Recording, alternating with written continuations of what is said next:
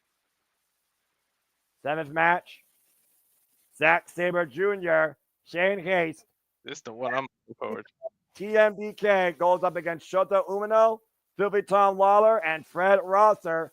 6-man tag team action. 8th match, Shingo Takagi, Yota Tsuji, Los Ganamas de Japón goes up against Konosuke and Takeshita, the Alpha, and the Scapegoat, Jack Perry. Tag team grudge match. And our main event, NJPW Strong Women's Championship. The CEO, Mercedes Mone, defends the gold against Stardom's Wild Heart, Hazuki. And hopefully loses the title to Wildheart. And what a gift that will be this holiday season for you and for me. Ooh, whoops, did I give out who I was going for now? It sounds like it verbatim. Let's fucking go, Hazuki! Come on! This is Strong Style Evolved. Let's freaking go. Hello, everybody, and welcome once again to the Super Labo Studios New Japan Pro Wrestling coverage here virtually from the Walter Pyramid in Long Beach, California. And thank you for tuning into our coverage here of NJPW. Again, Walter Cruz, Noah Foster. We are the Super Labo Studios, and we're kicking things off with women's action with Mina Shirakawa, our current Red Pro Women's British Undisputed Champion, and of course, representing Stardom, Empress Nexus Venus. And honest to God, the only person in the industry right now that can make you love accordion music. Tell me about it. We saw Mina Shirakawa had a hell of an effort against Mariah May this past Wednesday on Dynamite. As winter is coming, Walter. A losing effort nonetheless, but she said she will be back as Mina looks to end strong in 2024 and have a brighter 2025. Well, you gotta have a bad memory when it comes to professional wrestling. Forget that you lost. Forget it. Let it slide like water off a duck's back and move on because you got this coming up and you knew you had this in the back of your head. So yeah, it sucks that you didn't win the gold, but there's something else now. I love the Japanese announcers so damn much. I do too, 'cause the way they scream. And again, we saw that. And the thing about Stardom, they are equally physical as they are emotional. And that is the foundation of Joshi Pro Wrestling in Stardom, where every title you have to be the strongest physically and emotionally to grow and be more than what you think you are. And Mina Shirakawa has proven that this year in spades. If Robbie wins, you gotta believe she gets a title shot, right? This isn't for the title yet, but she's gonna be in line for that, right? Well, I think that Johnny Robbie has an incredible upside to her and a big opportunity to your point. I mean, again, the last time we saw her was literally over a year ago back at NJPW Academy Showcase, and her and Trish Adora beat J-Rod and Viva Vaughn. And again, she's been out of action for most of this year, coming off an injury, coming back literally at West Coast Pro Wrestling with a loss against Sandra Moan. And again, shout out to Beta Scott and Walter Stewart, our voices of NJPW of America, and also, of course, our English commentary team. Mina's so much fun to the point where she's part of our intro. Right. And the shenanigans. And of course, last time Johnny Robbie was in action was November last year when she lost to Brooke Havoc. Bell reigns are underway. One fall, 20-minute time limit. And this is our opening match here at Strong Style Evolve as people are still filing in the Walter Pyramid. Standing switches hold now. And again, to your point, I mean, Johnny Robbie, again, bright young prospect of the NJPW Academy. Mm-hmm. So Nowhere again, to go but up. Right. She's in the ring, though, with a former Wonder of Stardom champion, multiple-time Artist of Stardom champion, and a former tag team champion in Stardom. Nice arm drag there, and Johnny Robbie getting the better of Mina Shirakawa. She's snapping with those arms. And Johnny Robbie, again, has got speed on her side, trying to trip up Mina Shirakawa, though. That's her Dave, and then Mina, okay. Showboating a little bit. I mean, that's what Mina does. Uh-oh, look at this. Ooh, went for the tried to almost go for a submission there, and again, Hard to got keep caught. up, huh? Well, again, you don't outsmart Mina like that, all right? I'm just saying.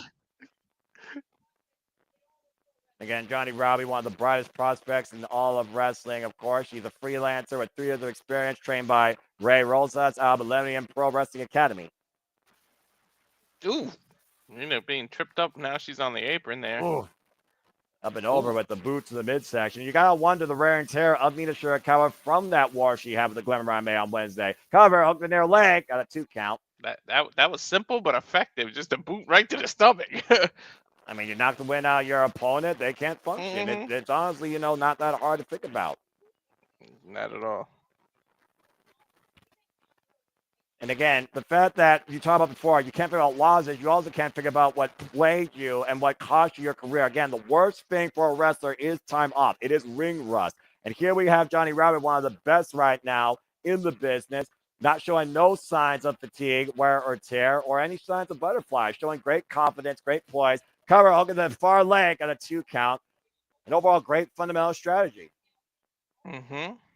You see that she's targeting the neck of Mina Shirakawa, by the way. The rear chin lock being applied here, playing the elbow underneath the jawline. It does work both ways, though, because sometimes you need that time off. When your body is just constantly doing these bumps and bumps, you finally give yourself a rest. And you fight an opponent who's been just going hard all year, they can easily get injured while you're still recovering, and you can get the focus on, wow, as she hits a switch kick. But it kind of works both ways, and if you talk to certain athletes, sometimes ring rust is in your own head. And again, Mina Shirakawa, of course, we don't know what the future holds in store for her. We don't even know what holds in store for her after Dream Kingdom on December 29th, Stardom's premiere show. Reverse DDT takes down Johnny Robbie. Now Mina with the cover. Didn't hook a leg, though. It's a 2 count.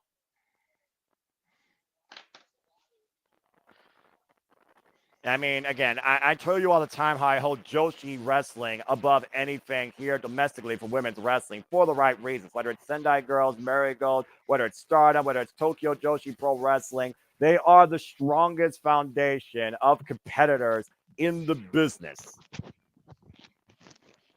Yeah, if you're a female in the wrestling business, you might want to make a stop there before you try to blow up everywhere else.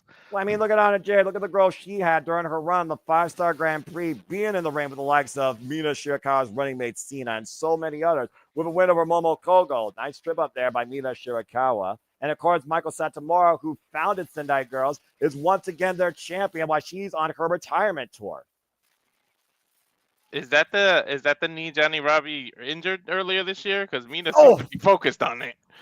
Well, again, that's the thing you have to be aware of. If you are coming back from an injury, your opponent can exploit it. But we also know Mina Shirakawa, regardless whether your legs are injured or not, she loves to employ a figure 4 leg lock. As Johnny Robbie was focusing on Mina's neck, Mina is now focusing on Johnny's leg. And looks for figure 4 with the push off, though. And Johnny Robbie, unable to get her full vertical, finds a way to the ropes to get some assistance. Cut the leg. Ooh. Nice back heel kick there. Great seeing Mina Shirakawa's head. Johnny Robbie's going to have to fight and persevere through this pain, though. Especially with Mina Shirakawa. She attacks the hamstring. Again, pinpoint accuracy with those kicks.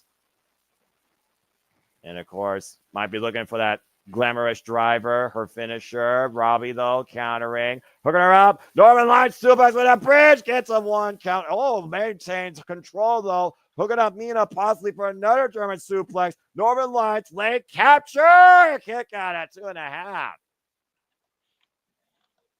Woo.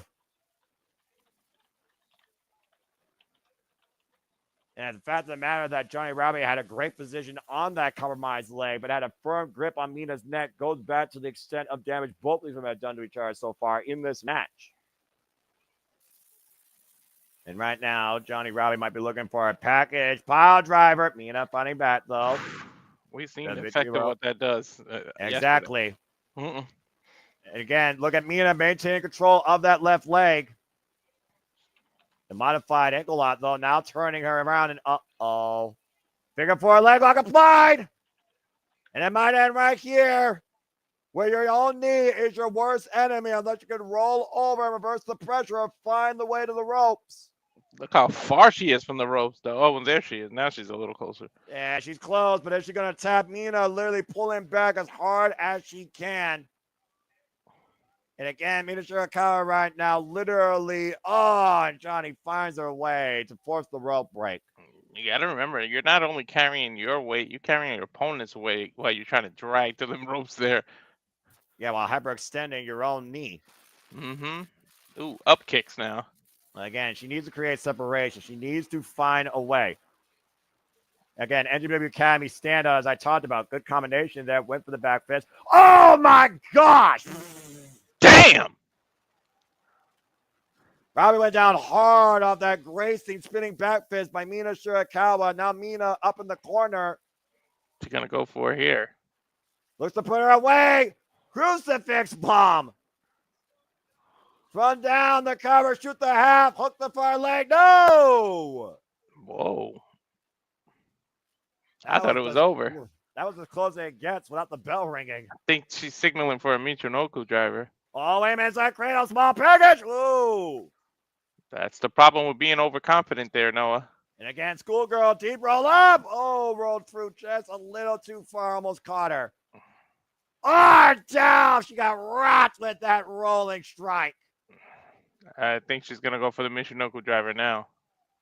Again, she might be driven back. And here it comes to your point, trying to hook her up. And glamorous driver, cover two. That's a win for Mina. Told you, just forget when you lose, you can come bounce right back. Yeah, but again, Johnnie Robbie, tremendous showing against Mina Shirakawa. But again, everyone loves Mina, and Mina with the victory here tonight at Strong Style Evolved. She's definitely been in a fight. Mina knows she's been in a fight. You could be as showboaty as you want in your motto and dancing. You just went through a fight. Well, again, Mina Shirakawa is all about testing herself. She tested herself ever since leaving Tam Nakano in Cosmic Angels and forming her own faction in Club Venus that's now involved in Empress Nexus Venus. A great way to end the year for Mina Shirakawa strongly here tonight at Strong Style Evolved. Good match. As Mina Shirakawa ring in 2025 with glamorous aspirations. And again, we all want Mina. If you don't want Mina, what's wrong with you? I used to be a model. I love that part of our intro. I mean, again, she used to be a model. I mean, Tem Nakano, she used to be a dancing idol, and now Tem Nakano's the freaking World of Stardom champion. Doesn't matter where you start, matters where you finish. How many people are volleyball players and things? Look at Jada Parker, yeah. Well, again, yeah, she was about to go literally national, and due to a leg injury, that apparently just literally got taken out from underneath her. Speaking of being taken out from underneath you, the Grizzled Young Veterans took the NJPW Strong Openweight Tag Team Championship in what many people call an upset against TMDK at Fighting Spirit Unleashed. Of course, we all know when it comes to the GYV, grit your teeth. Then we saw on the bloody, barbarics test of Strong in 3 stages of Strong, as Filthy Tom Lawler and Fred Rosser lost against the West Coast Wrecking Crew. And the West Coast Wrecking Crew now have set their sights solely on the new NJPW Strong Openweight champions, Grizzled Young Veterans. The Grizzled Young Vets. Oh, this is going to be good right here. And the West Coast Wrecking Crew, to their credit, they've been involved in the Strong brand for a long damn time. This has always been their goal, and they've never accomplished it. We'll see tonight if they finally are able to do it. Well, you know what the old saying is, right? No time like the present. Ain't that the truth?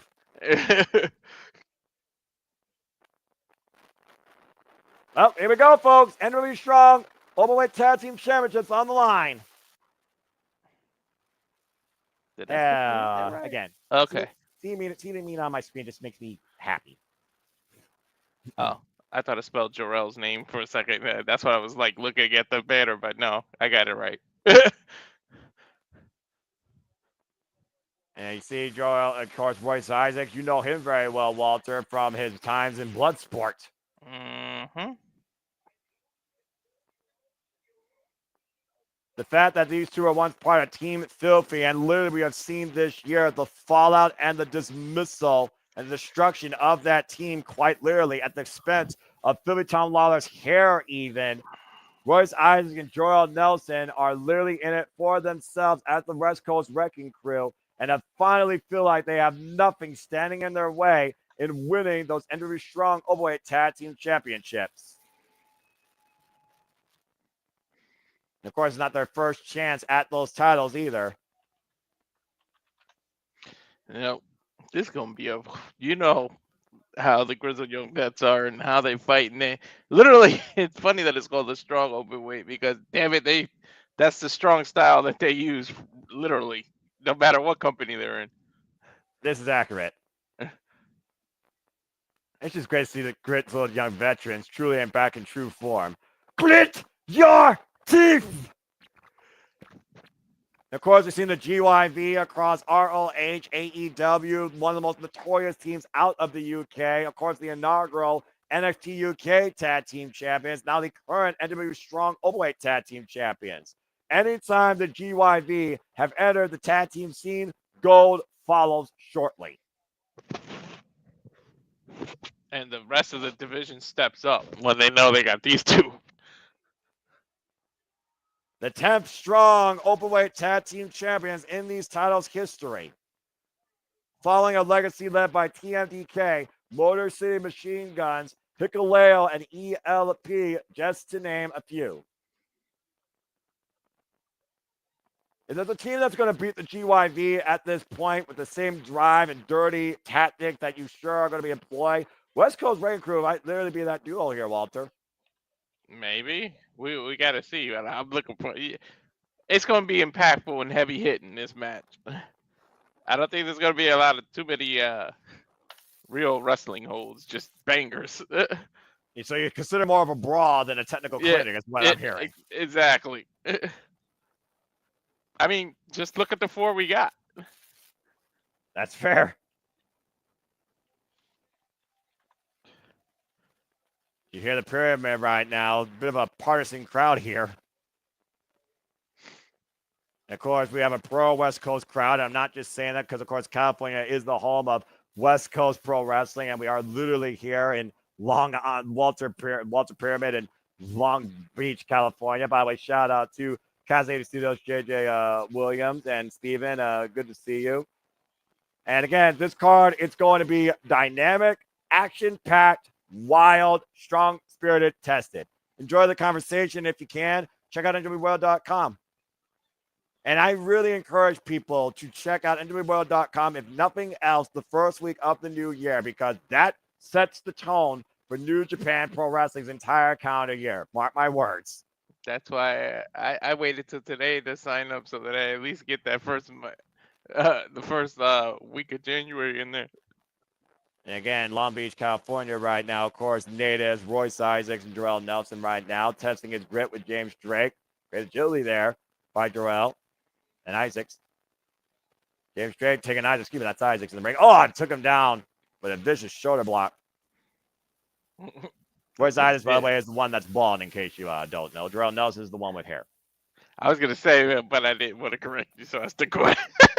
I make people aware because, again, you communicate without the screen tag. You got to make sure people know exactly what's happening to a degree. And again, you see right now, Jorel Nelson attacking the leg of James Drake with a dragon screw leg whip. 10-team tandem offense here. Royal in the cover. Joel gets a 1 count.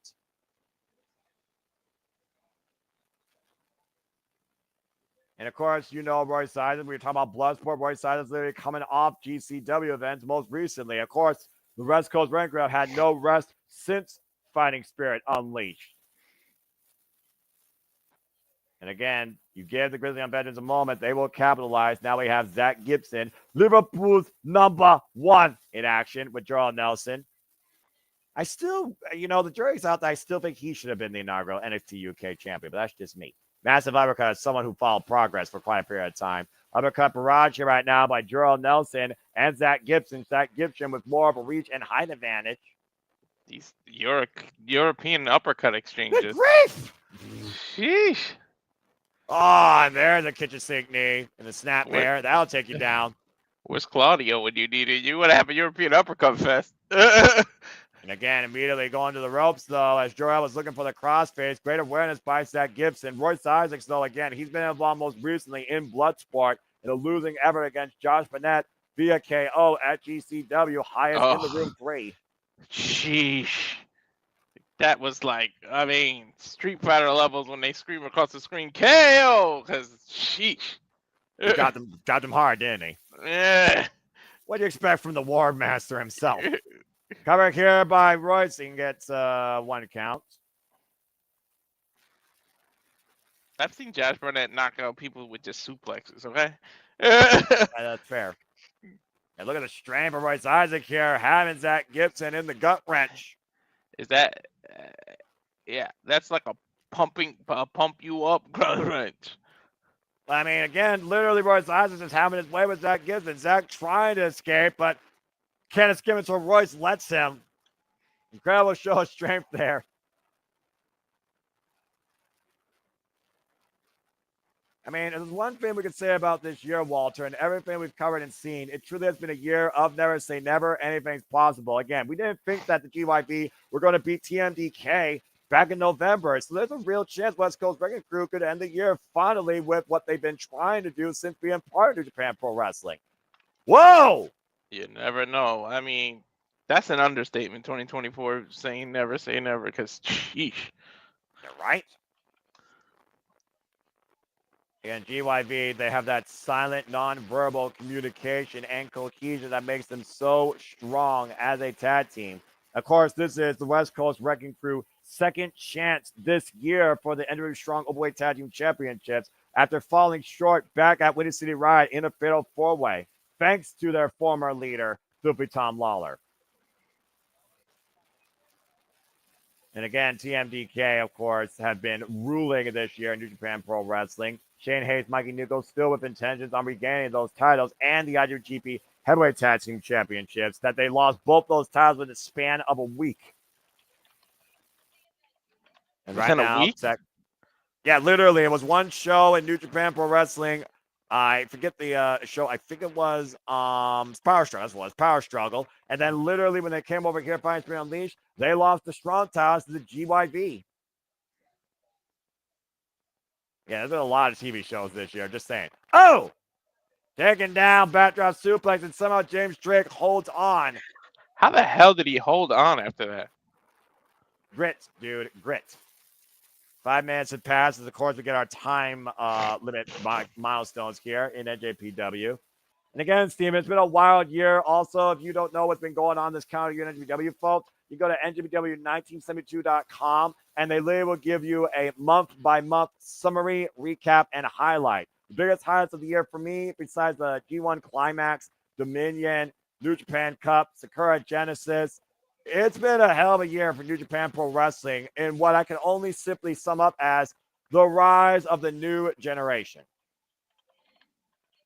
Again, GYV, Dirty Tactics, wrench in the facing eyes as Zach Gibson takes control back for his team, isolating Royce Isaacs in their corner.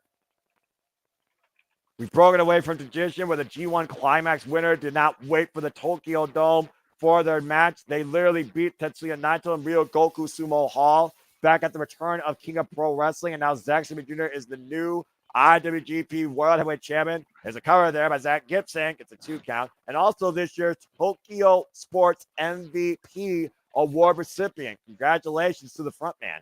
A task that Kenny Omega couldn't even do. Okay, I called it a brawl, and I'm seeing some wrestling holds, man. I guess I was wrong. A lot of sleepers, a lot of chokes. Look, we know that the GYV can get downright dirty and gritty and violent if needed. But at the end of the day, GYV talks about how everyone else is a dog. So they're going to show you exactly why they are the premier tag team, soon to be recognized as New Japan's #1.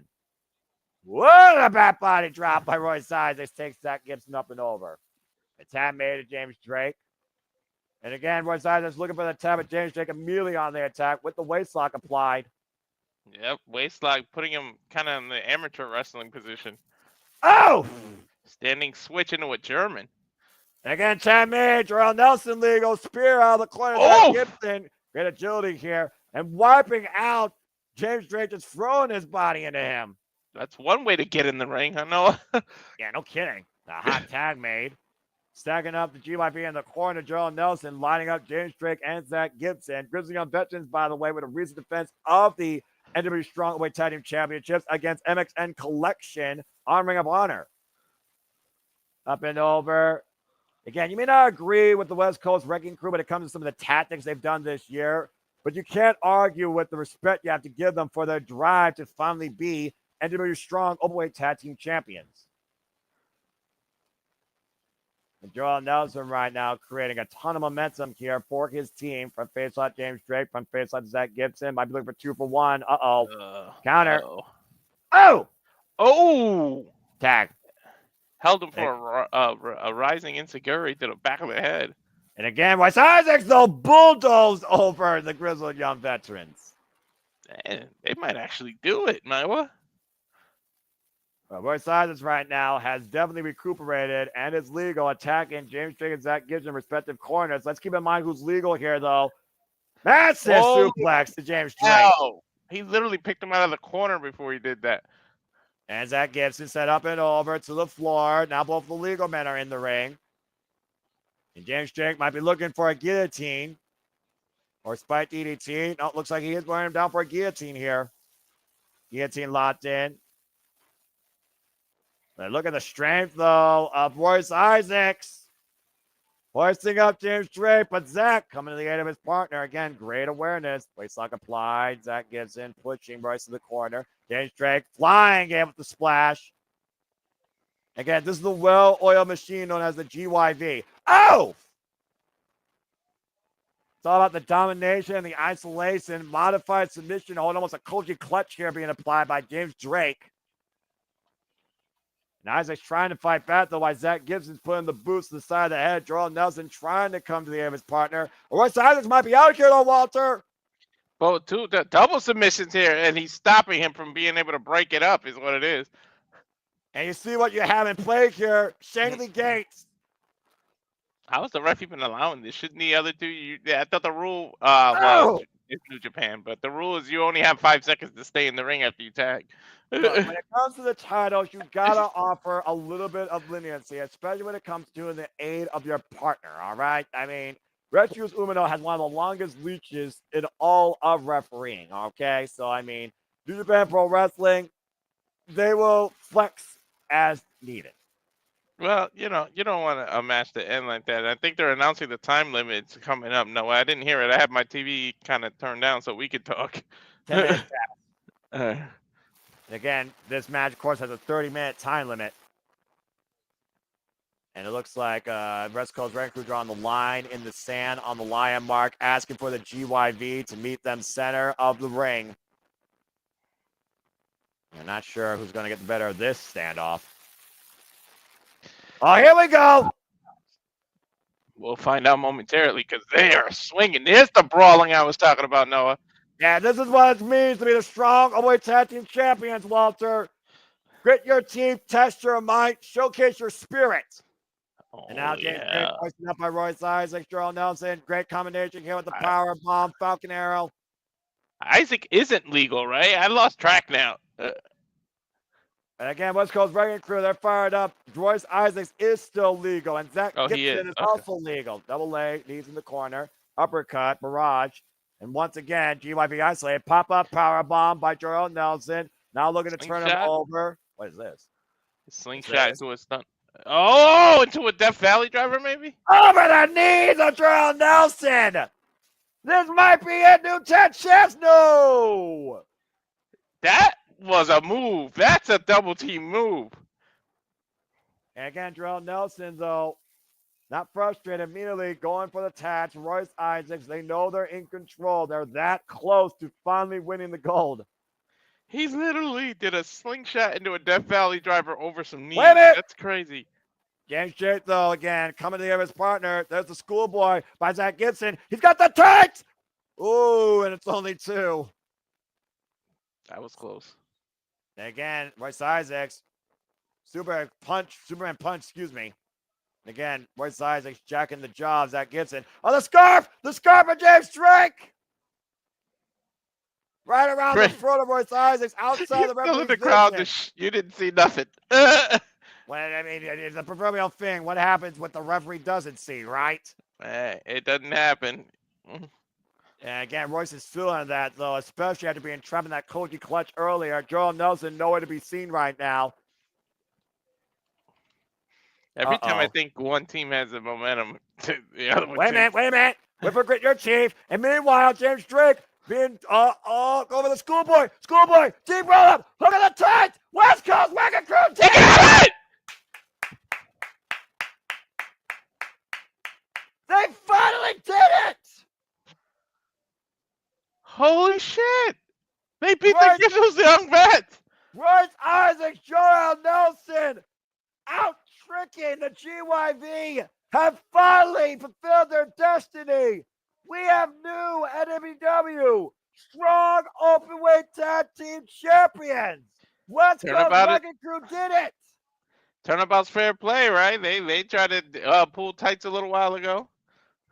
Well, I mean, again, the crowd was in favor of West Coast Wrecking Crew, dirty tactics or not. And when you wrestle with the GYV, you not only need to grit your teeth, you really need to outsmart them. And somehow the West Coast Wrecking Crew did that.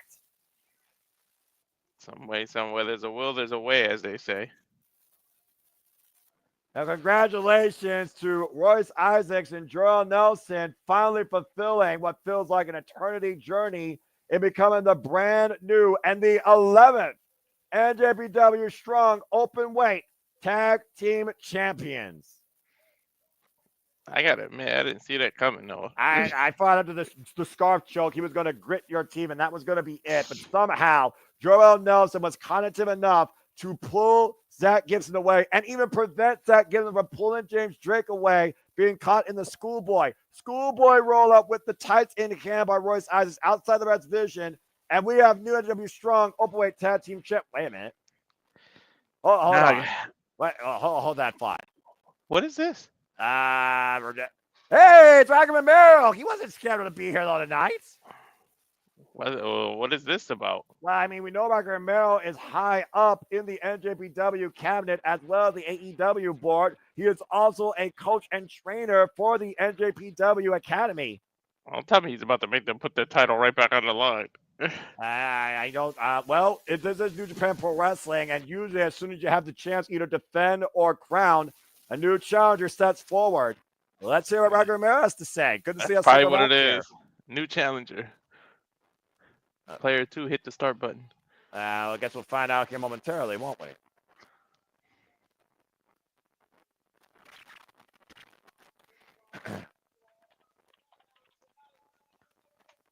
I always love celebrating Japan Pro Wrestling. Is my mic okay, Walter, by the way? It kind of, I hear crackling every now and then. Oh, is it still crackling right now? Yeah. Okay, well, I'll try and figure it out here in a little bit. It always is something with this stupid microphone. But, you know, technology. Let me see if I can fix it. Mm-hmm. Oh, yeah. What we got more?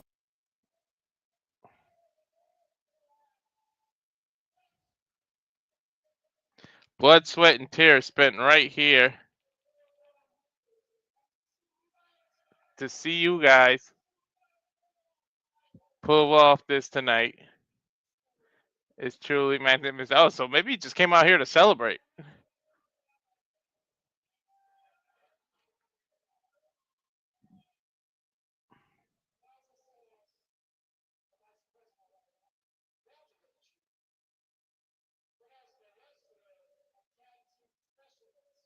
As a wrestler and tag team specialist,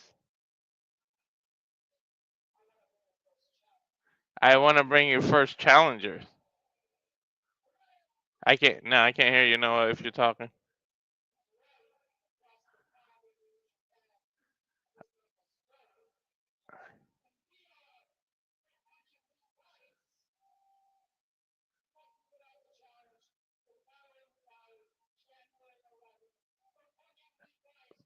Battle in the Valley.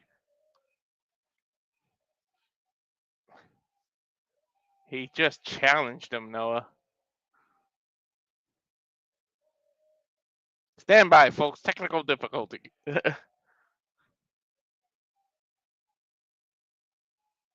Shaking hands here. I guess they're going to make it official.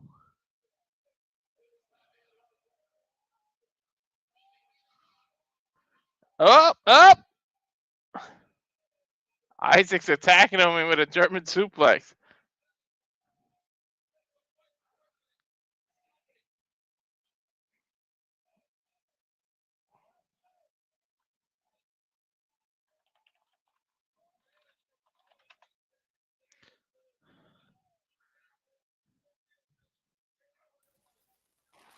All right, let's see if that's There you go. that better. Yeah. All right, good. Well, anyway, for those that don't, it just literally just took out the vice president of this company, a vice president of this company. But you called it, Walter. To your point, it looks like Romero wants to challenge the new NJPW Strong Openweight Tag Team Champions, West Coast Wrecking Crew, with his tag partner, Roppongi Vice. He said January 20th over in Japan. Wow.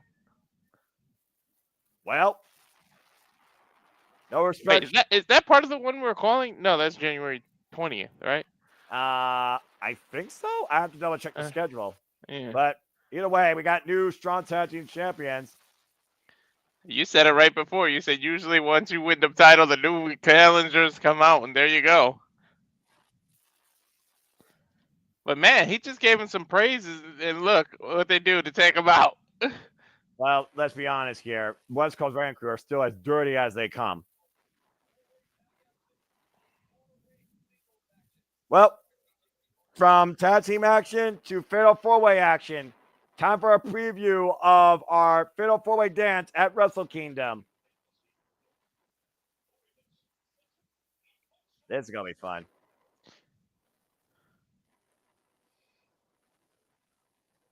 And here comes 100 proof Clark Connors representing Bullet Club War Dogs, former IWGP Junior Heavyweight Tag Team Champion, who lost those titles to Kevin Knight and Kushida back at King of Pro Wrestling.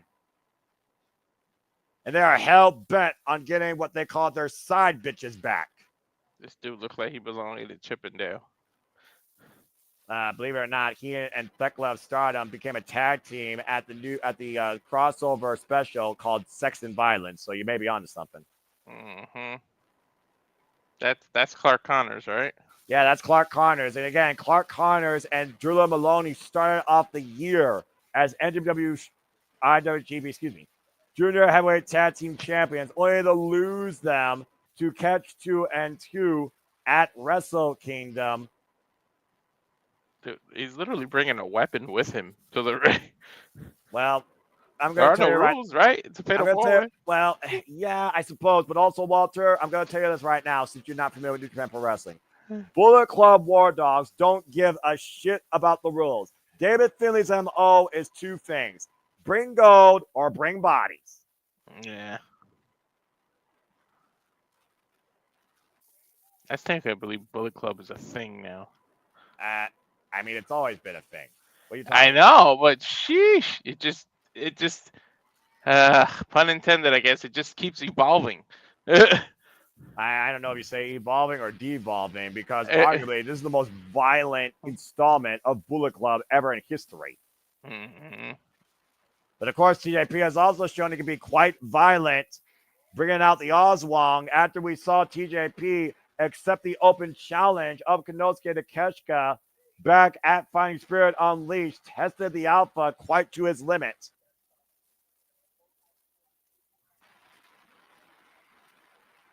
And of course, TJP is not our current AEW International Champion. He was in a failing effort, but now he looks to rebound in 2025. Once again, IWGP Junior Heavyweight Tag Team Champion alongside Francisco Akira. TJP, who literally took the moniker of being the captain now of the United Empire ever since Will Ospreay left for AEW. Yeah, he's stepped up since Will Ospreay's left. Yeah, but he's also had a rocky year, if we're being perfectly honest here. He lost out on being part of the G1 Climax, and again, he also lost out on winning the AEW International Championship. Mm-hmm. Get well, Eddie, man. It sucks that he didn't get to defend the fact that he won the G1. Yeah, right? And here comes representing TMDK, the Japanese young punk, Kosei Fujita. Fujita? Fujita. I've been wanting to say like Fujita, like You're Fuji trying water. to say it phonetically. No. Yeah, like no, like Fuji water. So that's why I was like Fujita. Anyway, Kosei Fujita and Robbie Eagles made history this year, winning the Best of Super Juniors Tag League and punching their ticket to Wrestle Kingdom for a guaranteed shot at the Intergalactic Jet Setters for the IWGP Junior Tag Team Champions. Kosei Fujita, who's coming to his own this year underneath Zack Sabre Jr. as part of TMDK, one of Zack Sabre Jr.'s young punks. And of course, Kosei Fujita also coming off a war with Gabe Kidd for the strong Openweight Championship. And Kosei Fujita, of course, right now trying to keep the momentum going for his team here into Wrestle Kingdom. Kosei Fujita's come a long way since he was a young lion warring with the likes of Oiwa. Now they're both part of the same faction. Mm-hmm. Sorry, I got quiet because I love the Japanese announcing. I don't blame you. I again, and the thing about Japanese professional wrestling, it is somewhat of a quiet discipline that you study and react to. Mm-hmm. The audience is more restrained, especially in Stardom. Yeah, they're always quiet. And not here in America, I'll tell you that much. Nope. I recognize that woman. She's a regular. Respect. Well, time to go back in time with the time splitter. Here comes Kushida, the 76 IWGP Junior Heavyweight Tag Team Champion, alongside Kevin Knight, representing the Intergalactic Jet Setters. Representing TNA. That too. And of course, coming off a match against Moose, a losing effort but a strong effort for the X Division Championship. World recognized and respected multiple-time IWGP Junior Heavyweight Trailblazer, Junior Heavyweight Tag Team Champion, and Junior Heavyweight Specialist. Yeah, losing effort, but he gave Moose a run for his money. And almost took Moose's arm in the process. Mm-hmm. Again, we talk about the ties of all four of these teams. Intergalactic Jet Setters beat the War Dogs at King of Pro Wrestling for those titles. Catch 2 and 2 beat the War Dogs earlier this year at Wrestle Kingdom for those tag team titles.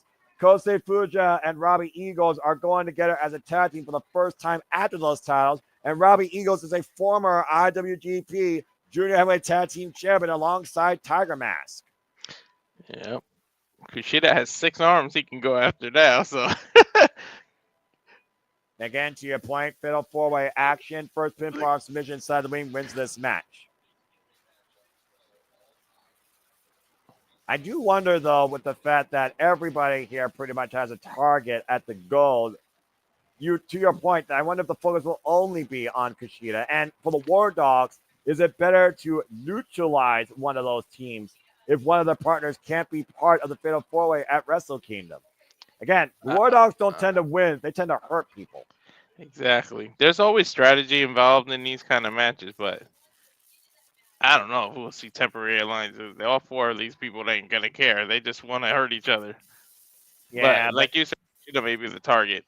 Well, I also will say this. Everybody wants to destroy the War Dogs in New Japan Pro Wrestling. Mm-hmm. And of course, if you don't spit and neuter a War Dog, things become savage and outrageous. And to my point, there we go. TJ Kosei, I'm going to have to get used to saying that. TJ Kosei and Kushida immediately attacking Clark Connors. Immediately to the outside goes Kushida to Clark Connors. Apologies, folks. Is my microphone still in order, Walter, or is it what it is? Yeah, it's fine. Okay, good. Again, technology, it is what it is sometimes. And Kushida, I've been going for the arm here. And again, I got to be honest with you, Walter. Well, we got a 4-way melee here. Mm-hmm. You haven't really watched New Japan Pro Wrestling at all during your duration as a fan or this year, have you? This year, I watched one event. That was it. Which event? I don't even remember. When you were watching overnight on the Switch or on Saturday Night Shenanigans, I started watching that. Okay. That was Dominion. Yeah, it was at 2 a.m. or something. Yep. PK kick to the spine. Here's the cover by Kosei. TJP gets a 1 count. And of course, TJP right now, he was looking at one point to try and be a heavyweight, but again, could not get past Taiji to get a chance to be part of this year's G1 Climax. And backbreaker over the knee by TJP to Kosei Fujita as Kushida and Clark Connors are on the outside of the ring. Ichiban Sweet Boy, of course. For those that don't know, that is Kosei Fujita and Robbie Eagle's tag team name. We were talking about irony earlier. It's ironic that the Bully Club member has a big target on his back. I mean, again, the IWGP Junior Heavyweight division always has the Bullet Club War Dogs in their crosshairs. Mm-hmm. But, you know, for all the violence and the disrespect and the nonsense that Clark Connors and Drew Maloney have done to this division, they really have lit a fire on their ass to step up. Oh! Clark Connors sidewalk slam. Clark Connors blurring the lines between junior heavyweight and heavyweight. Honestly, Clark Connors and Drew Maloney are the heaviest of the junior heavyweight division. They're pretty much at the limit. Pretty much. You would think there would be Openweight at this point. And, of course, Clark Connors instigating the, what used to be his fan base here, when, of course, he was part of the NJPW, LA Dojo. Again, literally a student of Katsuyori Shibata. Is throwing Kosei Fujita over. Good grief.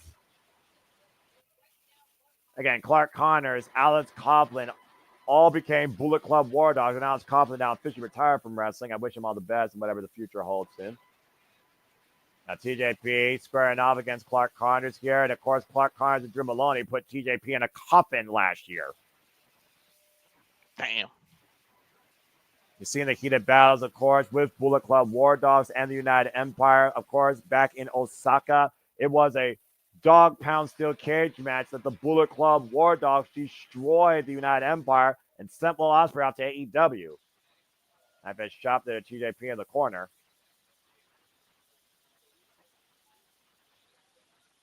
And again, Clark Connors, a two-time IWGP Junior Heavyweight Tag Team Champion, alongside Drew Maloney in Bullet Club War Dogs. Their last run lasted 253 days. Now that's a run. Yeah, right? TJP top ladder to the outside. Again, they lost it to Catch 2 and 2 back at Wrestle Kingdom, and they won them back from Catch 2 and 2 back at the Road to the New Beginning in February, only to lose them to, as I said, the Intergalactic Jet Setters back in October. And there you see Kushida won half of that very team. It was a jackknife pin, by the way, that beat the Bullet Club War Dogs that night, Walter. And it was Kevin Knight that got that win. Mm-hmm. He's just showing off. The crowd was quiet until he started showboating. I mean, this is what the Bullet Club War Dogs do. TJP right now squaring up against Clark Connors. Massive uppercut. Big headbutt. An Irish whip thrown off of the rope. Big scoop slam by Clark Connors. TJP roll through. Small package. Kushida saves the matchup. And now Kosei Fujita back in. Get to the midsection. Big knife edge chop right now. Clark Connors caught. Rolling kick. Spinning soulbot of sorts. High spinning soulbot. Now TJP. Hook backslide attempt. Up and around. Both men drop position. Massive chop. Drop TJP. Ow. Up and down, Clark Connors on TJP. TJP is getting the worst of everything. He's just on the bottom of the pile. Yeah, and Ichiban Sweet Boy right now is taking control of the field. And Kosei Fujita right now might be looking to go to the top rope. Springboard double drop kick. I think I just heard the 10-minute warning.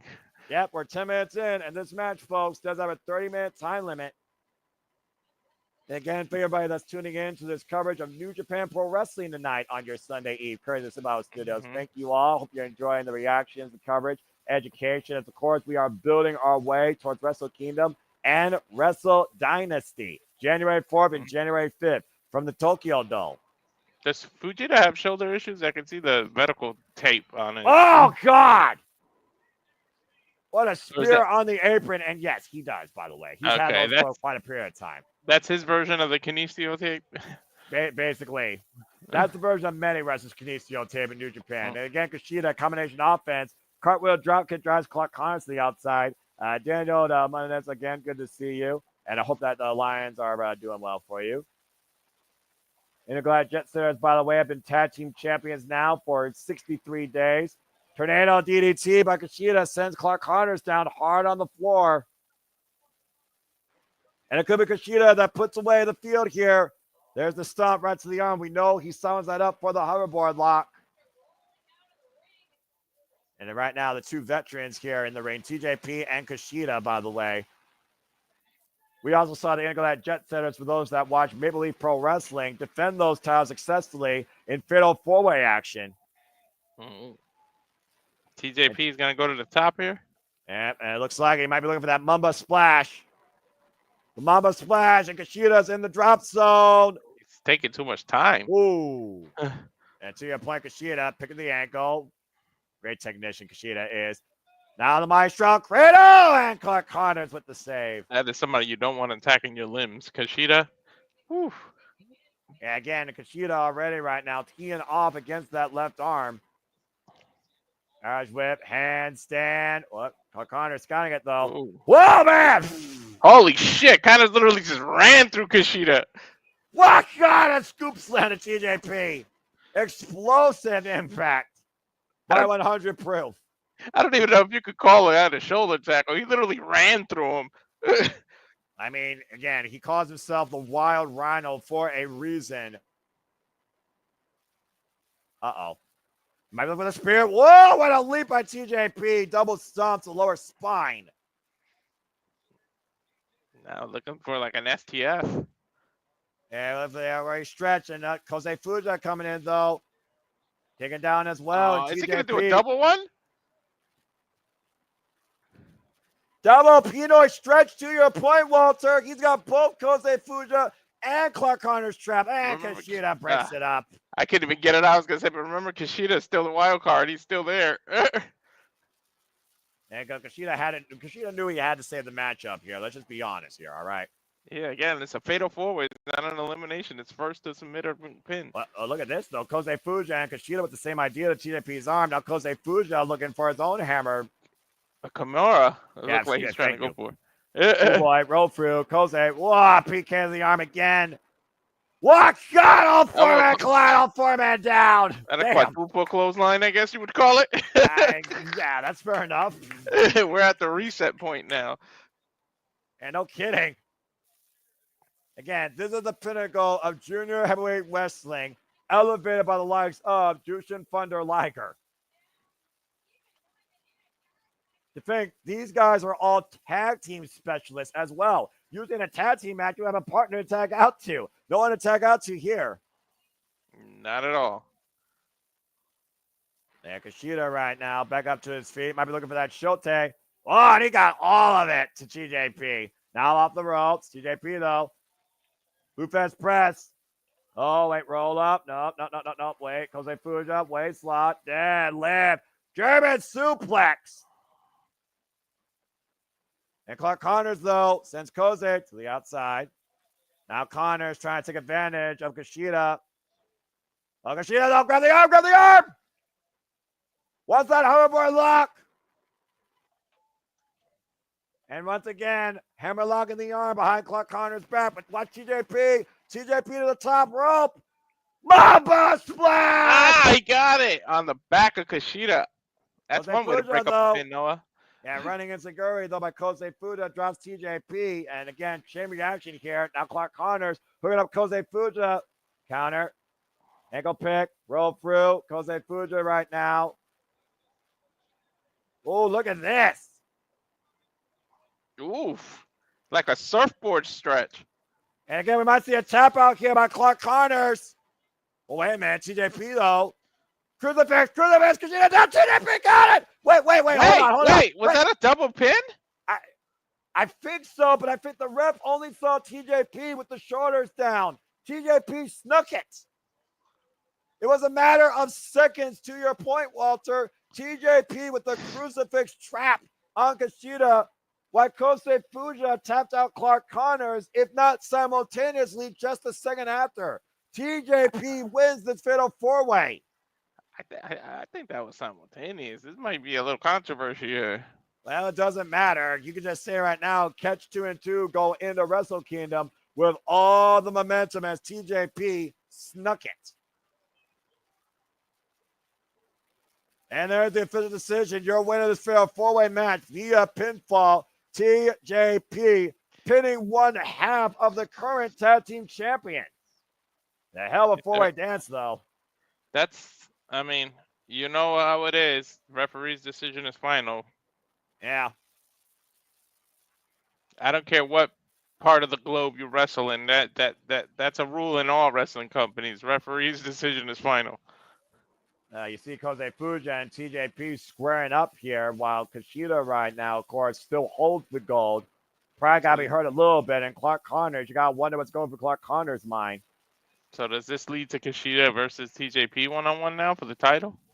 Well, I mean, bottom line, every team, every man for themselves. Again, fatal four-way tag team title match. IWGP Junior Heavyweight Tag Team Champions on the line. Intergalactic Jet Setters versus Catch 22, Ichiban Sweet Boys, and Bullet Club War Dogs. That was a hell of a four-way. Yeah, January 4th can't come soon enough. And we still have so much more action tonight. And good to have Sandy. And again, save T. Damn right, this is professional wrestling. And again, such a long history. Catch 2 and 2 with those IWGP Junior Heavyweight Tag Team Championships. TJP, that's what made him win. He just simply outsmarted everyone. Quite literally. Well done to TJP, the captain of the United Empire. The hell is that? Catch 2 and 2, looking to become 4-time IWGP Junior Heavyweight Tag Team Champions at Wrestle Kingdom. And we get to call that. Yep. Well, as we get a reset moment here, by the way, again, Sandy, good to see your comments here in the chat. Again, Clark Connors, he did tap out, but the referee didn't see it. You can go back to the replay and see if he actually tapped out before the referee counted to 3 for TJP. It may have been simultaneous, but either way, TJP wins. Well, he refused to tap for a little bit. You see, they ain't even showing the replay. Well, as we switch gears to singles action, here's a bit of interpromotional warfare that could have Wrestle Dynasty implications. The Mad Alchemist technician of CMLL, Hechicero, goes one-on-one for the first time ever against Lio Rush. I got 2 words for you, Noah. Don't blink. Accurate. Of course, Lio Rush, no stranger to New Japan Pro Wrestling, and of course, representing right now AEW. And of course, Lio Rush has a guaranteed shot now at the AEW World Tag Team Championship alongside Action Andretti. And where is the Black Heart? Where's the Bad Child at? I don't mind because I like music. Well, again, Lio Rush, he's a mogul of his own right. He writes his own music, okay? He's like Swerve Strickland. He tries to rule 2 worlds. Here we go with the fake Legion of Doom outfit. I still don't understand the fashion apparel of Lio Rush. It's the only thing I don't understand about this young man. But that being said, we saw... Yeah, go ahead, Walter, while you're stubborn. His hair is on his jacket, pretty much. That's what it is. And the jury's still out on that. He looks like Bowser. That's with the spiked shell. Well, again, Lio Rush, he's been coming at NJPW to prove they could do it all on his own. And after an historic win at Fighting Spirit Unleashed last month against Mustafa Ali, Lio Rush wants to continue that momentum heading into Wrestle Dynasty. Former challenger for the IWGP Junior Heavyweight Championship against Hiromu Takahashi. Again, Lio Rush has never been in the ring before one-on-one with Hechicero.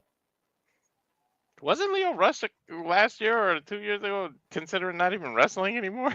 Yeah, what a resurgence. Yeah. And here comes a guy that has made everybody just question how a human body works. I don't even want to think about it. The Mad Alchemist himself from CMLL, Hechicero. Of course, for those that don't know, an alchemist is almost like a mad scientist, literally creating their own formulas and experiments. That is what Hechicero does in the human body. He's done it against the likes of Cloud Castagnoli, Zack Sabre Jr., Brian Danielson, and he is a 30-plus year veteran of CMLL. Hechicero. And of course, as I talked about earlier, his most recent match was down in Mexico, losing effort, though, to Claudio Castagnoli. I can honestly see Hechicero involved in Wrestle Dynasty in some way or capacity. Mm-hmm. But these of you that don't know, Hechicero means sorcerer anyway, so that's why his gimmick is like that. Of course, the previous CMLL World Trios Champion, CMLL World Heavyweight Champion for 400 days, and a former NWA World Historic Light Heavyweight Champion. Hechicero has been in the ring with a who's who of this business.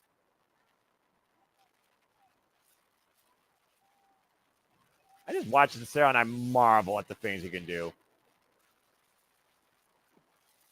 Like a sorcerer. It's literally his name. Most recently, he was in a match against Mystical that went to 27 minutes, and Mystical found a way to slow down the Alchemist. Oh, man, I talked about sorcery and my lights like kind of flat. Did you see that? Yeah, right?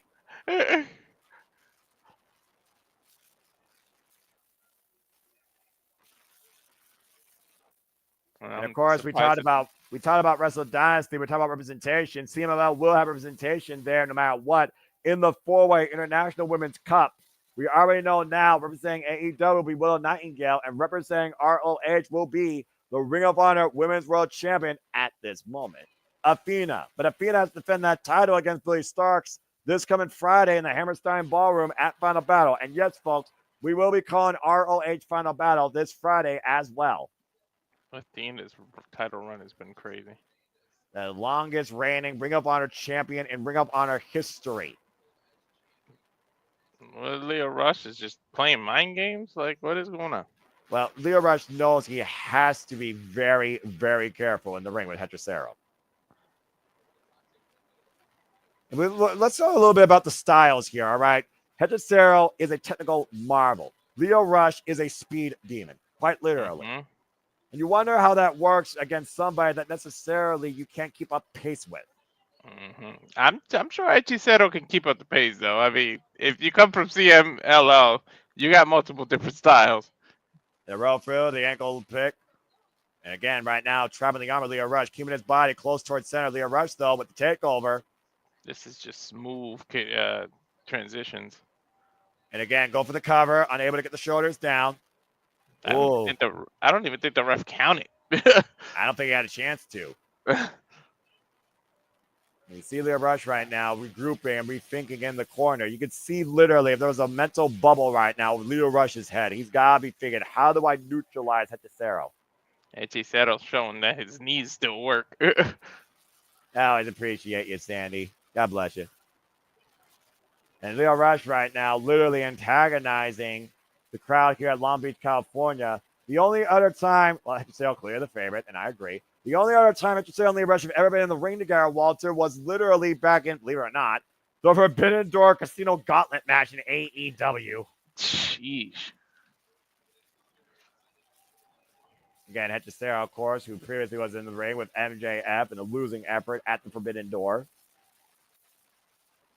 Clearly, Lio Rush is not going to be the crowd favorite here. No, California is literally the backyard to Mexico. This is accurate. Shout out to you, Latinos and Latinas, of course. Shout out to Shiana Chanel. Cover here, shoulders down. Shout out to Shiana Chanel that I knows there. Jackknife takeover reverse by Hechicero, though. Quick style. Ooh, look how he's holding on to his hand. Oh, and again, tilt the world. Didn't get the backbreaker, though. Again, Lio Rush, though, trying to use his speed as advantage. Hechicero able to keep up the point. Catch him with a single leg drop kick. Sends Lio Rush to the outside. This is the part where you can't blink. I told you. There's his sorcery. There's a unique sorcery in the ring when Hechicero is wrestling. For Hechicero to be actually a little bit quicker during that exchange with Lio Rush, especially being the heavier competitor, is quite surprising to me. It is. Plus, what did you say? 30-plus experience. He's the older, too, to be able to keep up. 23 years, to be exact. 23? I thought you said 30 earlier. No, 23 years. Lio Rush, only 10 years of experience. in the prime of his career at 30 years old. Only, that's still a lot. Again, Lio Rush trying to lure Hechicero on a false sense of security right now. Went for the sidestep. Hechicero with the counter, though. Lio Rush, though, take over at the air. Hechicero, handstand, escape. Ooh, landed on his feet. Here comes that misdirection, though, by Lio Rush, though, trying to get the better of Hechicero. Went for the sunset flip, and Hechicero again. He's holding on to his. That's what I thought he was going to try to do and turn it into a triangle. No? And reversal of the cover of the Greco-Roman knuckle lock. Ooh, double leg up kick. Maybe looking for a jackknife, and Hechicero scouting it, though. And finally getting the better of Hechicero with his own up kick there. Nice up kicks. Anything you can do, I can do better, these two are doing. Well, that's what Lio Rush is definitely trying to prove here against the Rush. And Lio Rush, whoa! Ow. Right in the skull of Lio Rush right there. Almost a sling blade across the ropes. Now looking for extra damage with the top rope. But Lio Rush trying to break the grip of Hechicero. Loving forearm strike. And look at this. Handstand. Uh-oh. Got caught. Oh, I thought he was going to turn it into the octopus. Of the shoulders on the apron. This is dangerous. Oh, dear God. Whoa. I was going for a Death by Driver. Do a rolling senton. Oh! And both men meet with a boot on the apron. And we are 5 minutes into this match. And they're both on the floor. Damn, 5 minutes past that fast? Hechicero right now completely in control here. Lio Rush hoisted up, tried to kick Hechicero. Hechicero blocking the shot, though. Now working the ankle, trapping the ankle inside the bottom rope. What the hell is this man doing? Manipulation.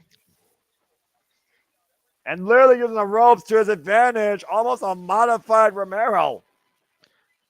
Sort of a mix of the tarantula and an octopus. Again, literally uses the body part. Hechicero right now, scouting Lio Rush, springing off the top rope. He got all of that flying forearm at the cover. It gets a 2 count. I thought he was trying to go for a flying like Larry, and it looked like he elbowed him. Yeah, I'm about to say. But that, again, that is the manipulative nature of Hechicero, changing strategy on the fly, quite literally. Right? Literally, while he's flying. Again, to have the people on your side is just extra motivation to be the showman of the match. And that's what Hechicero has definitely been.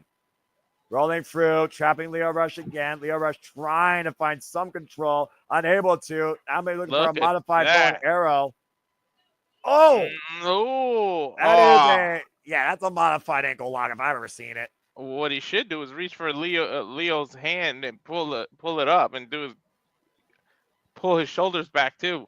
Well, I mean, again, Lio Rush was able to force his way to the bottom rope. He was in a world of trouble there. Yeah, he's in a world of pain. And again, I don't think Lio Rush has had any sort of countermeasure to Hechicero this entire match so far. Is there a countermeasure? And again, the hammerlock right now. Hechicero swinging Lio Rush around. And a long way to the backbreaker. And this could be it right here. It's a 2 count. Not enough. A swing into a backbreaker. While the arm was hammerlocked, by the way, Walter. Again, El Alquimista de Ling. Mm-hmm. Again, Lio Rush might have the speed, but he does not have the technical wizardry that Hechicero has. Nope. And Hechicero in full control. Lio Rush just mounting in the corner on the top turnbuckle, wailing away. Oh, what's this? Whoa, swing and a miss. Lio Rush, though, getting about Hechicero. One stiff shot takes Hechicero down.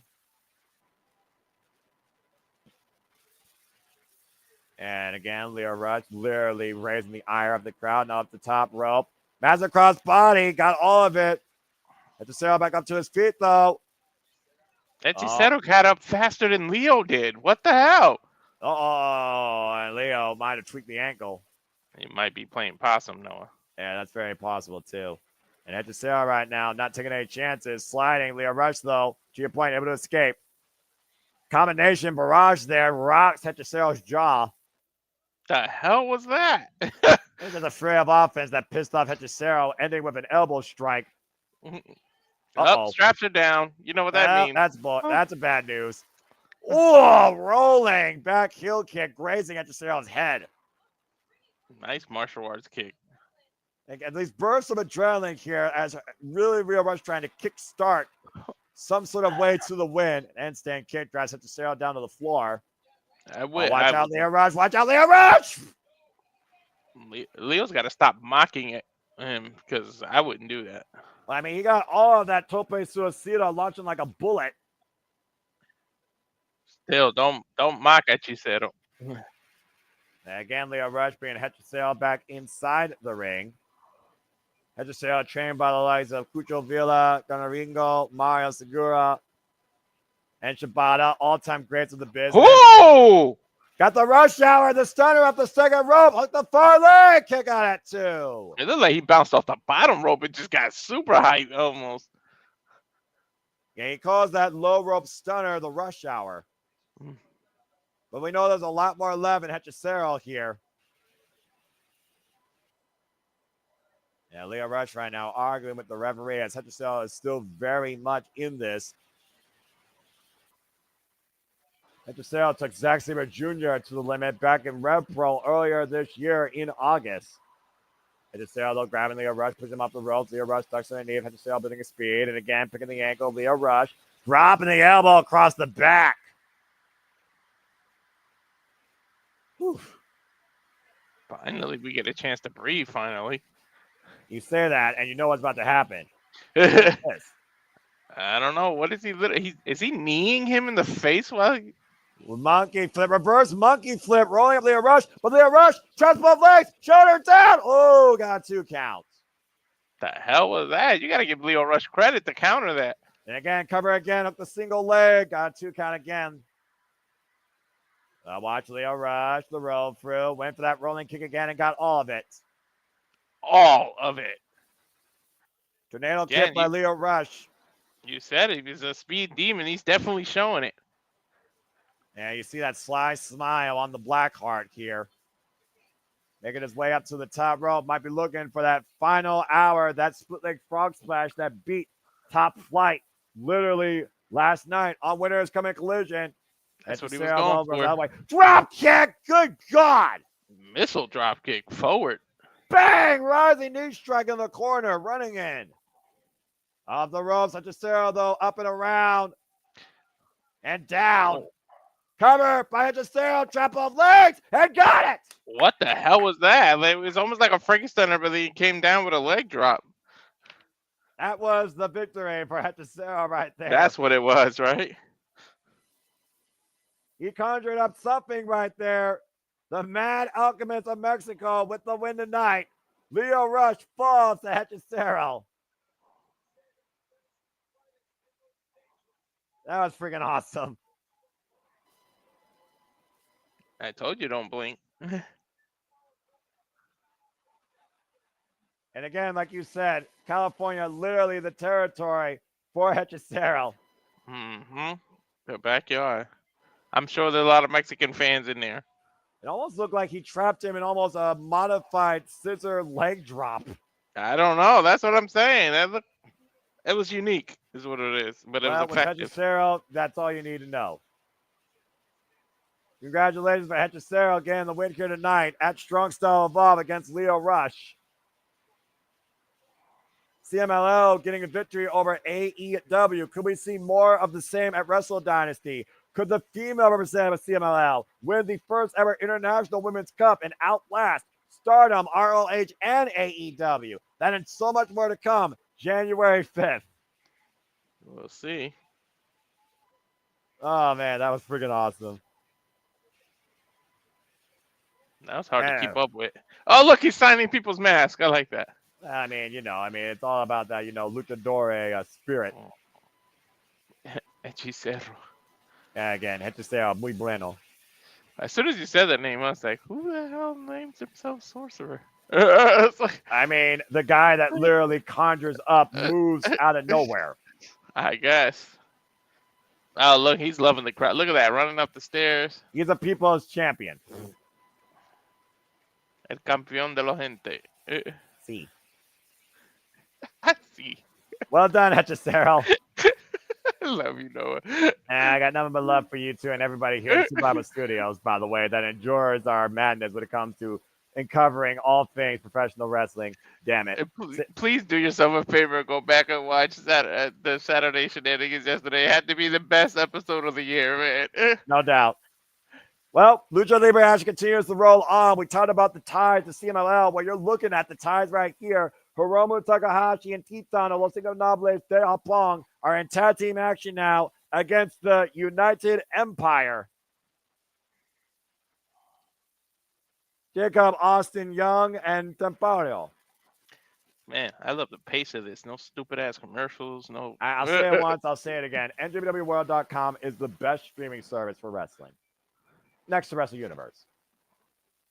Titan, who literally joined Los Ingobernables de Japón last year and won the Best of Super Juniors tournament with a previous attempt at winning the IWGP Junior Heavyweight Championship. Titan, one of the mainstays in Mexico for CMLL, representing Los Ingobernables de Japón alongside Tetsuya Naito, Yota Tsuji, Shingo Takagi, and of course his tag partner tonight, Ticking Time Bomb, Hiromu Takahashi.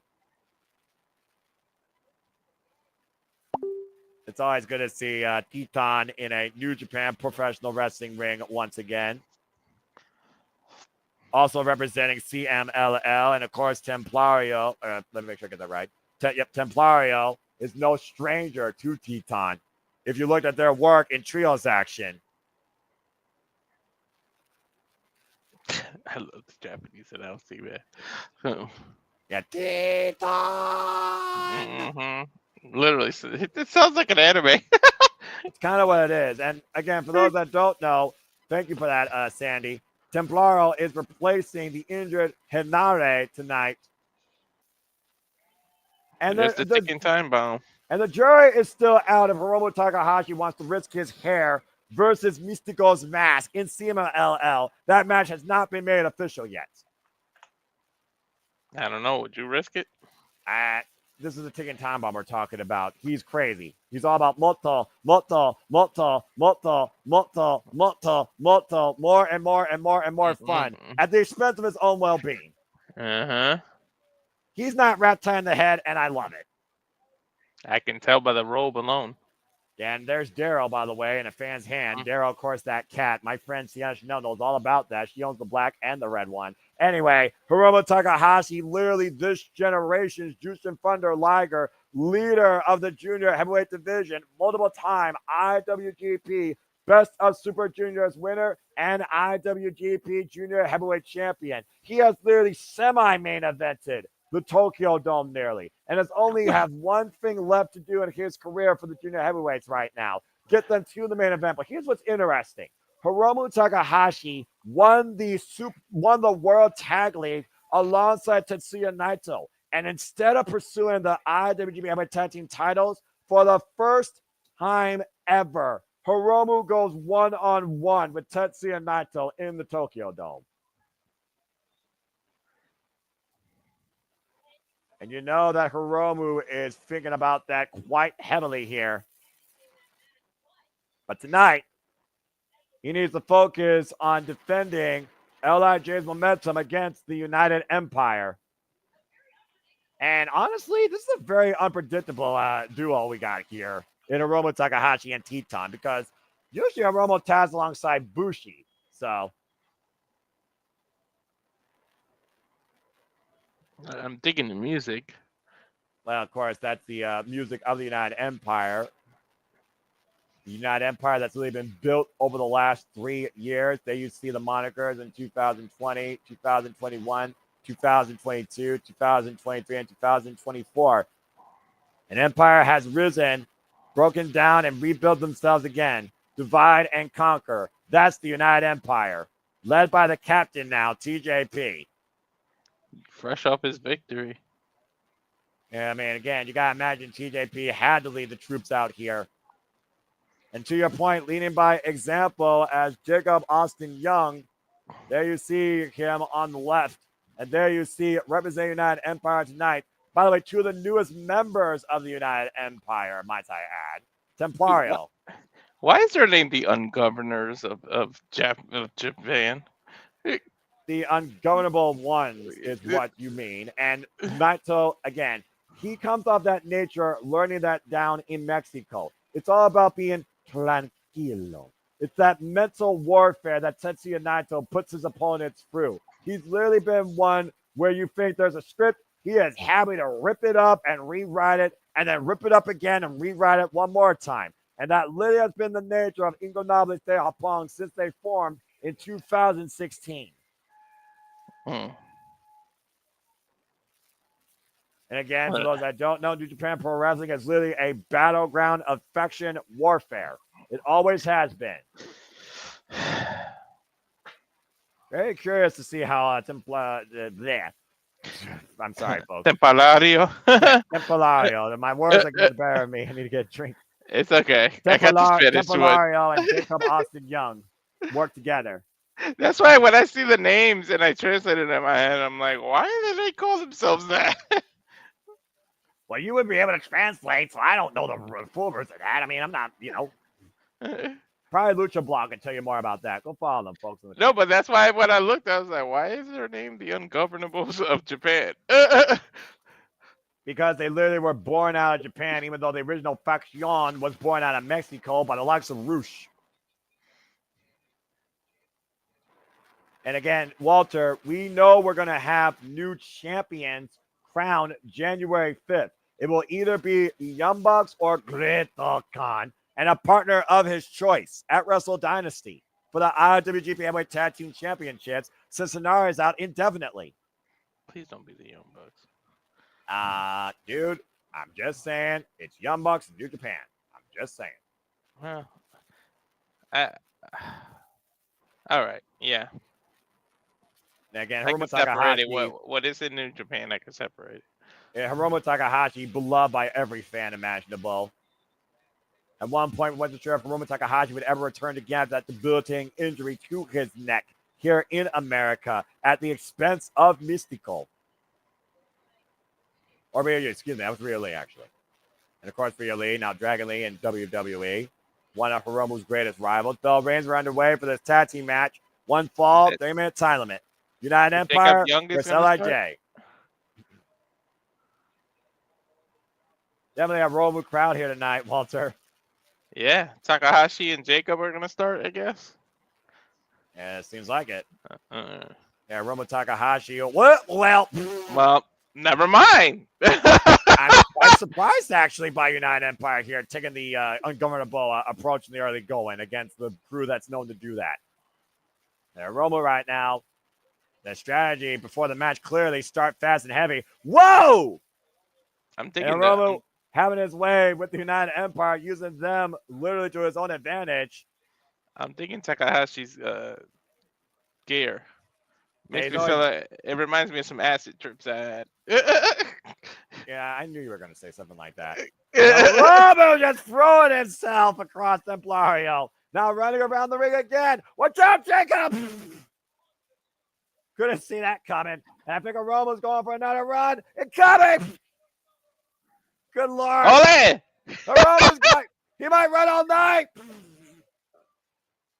got to be gas at this point. Good grief. Lucky partner's lucky he wasn't standing there. He might have ran over his damn partner. I mean, that's the risk you take with a running away ticking time bomb. I'm just saying. Oh, good Lord. I love this guy. He's crazy and I love it. It's not even 5 minutes in. Like, damn. Yeah, about to say. And of course, Hiromu Takahashi proved a lot during the World Tag League alongside Tetsuya Naito, winning the league against War Dogs, Sonata, and Gabe Kidd. As we got Teton now on the ring with a stomp to the arm and now kicking the hamstring of Jacob Austin Young. Oof.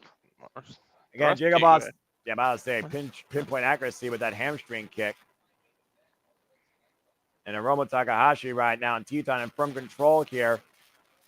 Oof. Nice maneuver. Yeah, modified figure four of sorts here. Or a Muda lock. And now he might be looking for the Muda lock here. Driving the arms behind him. And just raising him up. Ow! Again, applying more pressure to those knees and forcing Jacob to grab the ropes. Again, folks, for those that don't know, Jacob Austin Young is one of the newest members of the United Empire. He's a freelancer with 13 years of experience. He's been part of the United Empire in tag team action and trios actions since basically the end of the summer. He first came in back in September during the Road to Destruction tour. And again, Takahashi is not pulling anything back. If these chops is crazy. Now, the thing is, though, that Hiromu Takahashi injured the right knee of Hinare, and that basically is what caused the relinquishment of the IWGP Tag Team Championships for Hinare. It was literally during a match with Hiromu Takahashi that Hinare got injured, which is ironic, because before the World Tag League, Hinare defended the Never Openweight Championship successfully against Hiromu Takahashi. Now Templario in control of Hiromu Takahashi. Again, Hiromu has had quite a year himself, starting off as IWGP Junior Heavyweight Champion, challenging El Desperado at Wrestle Kingdom, a losing effort. Literally has gotten the Junior Heavyweights almost to the main event spot, the semi-main event spot, more likely. He's stomping the hell out of Takahashi right now. And, of course, he was involved in the very last match of Jushin Thunder Liger's career. Oh, my God. And again, tag made now to Jacob as the United Empire has regained control here.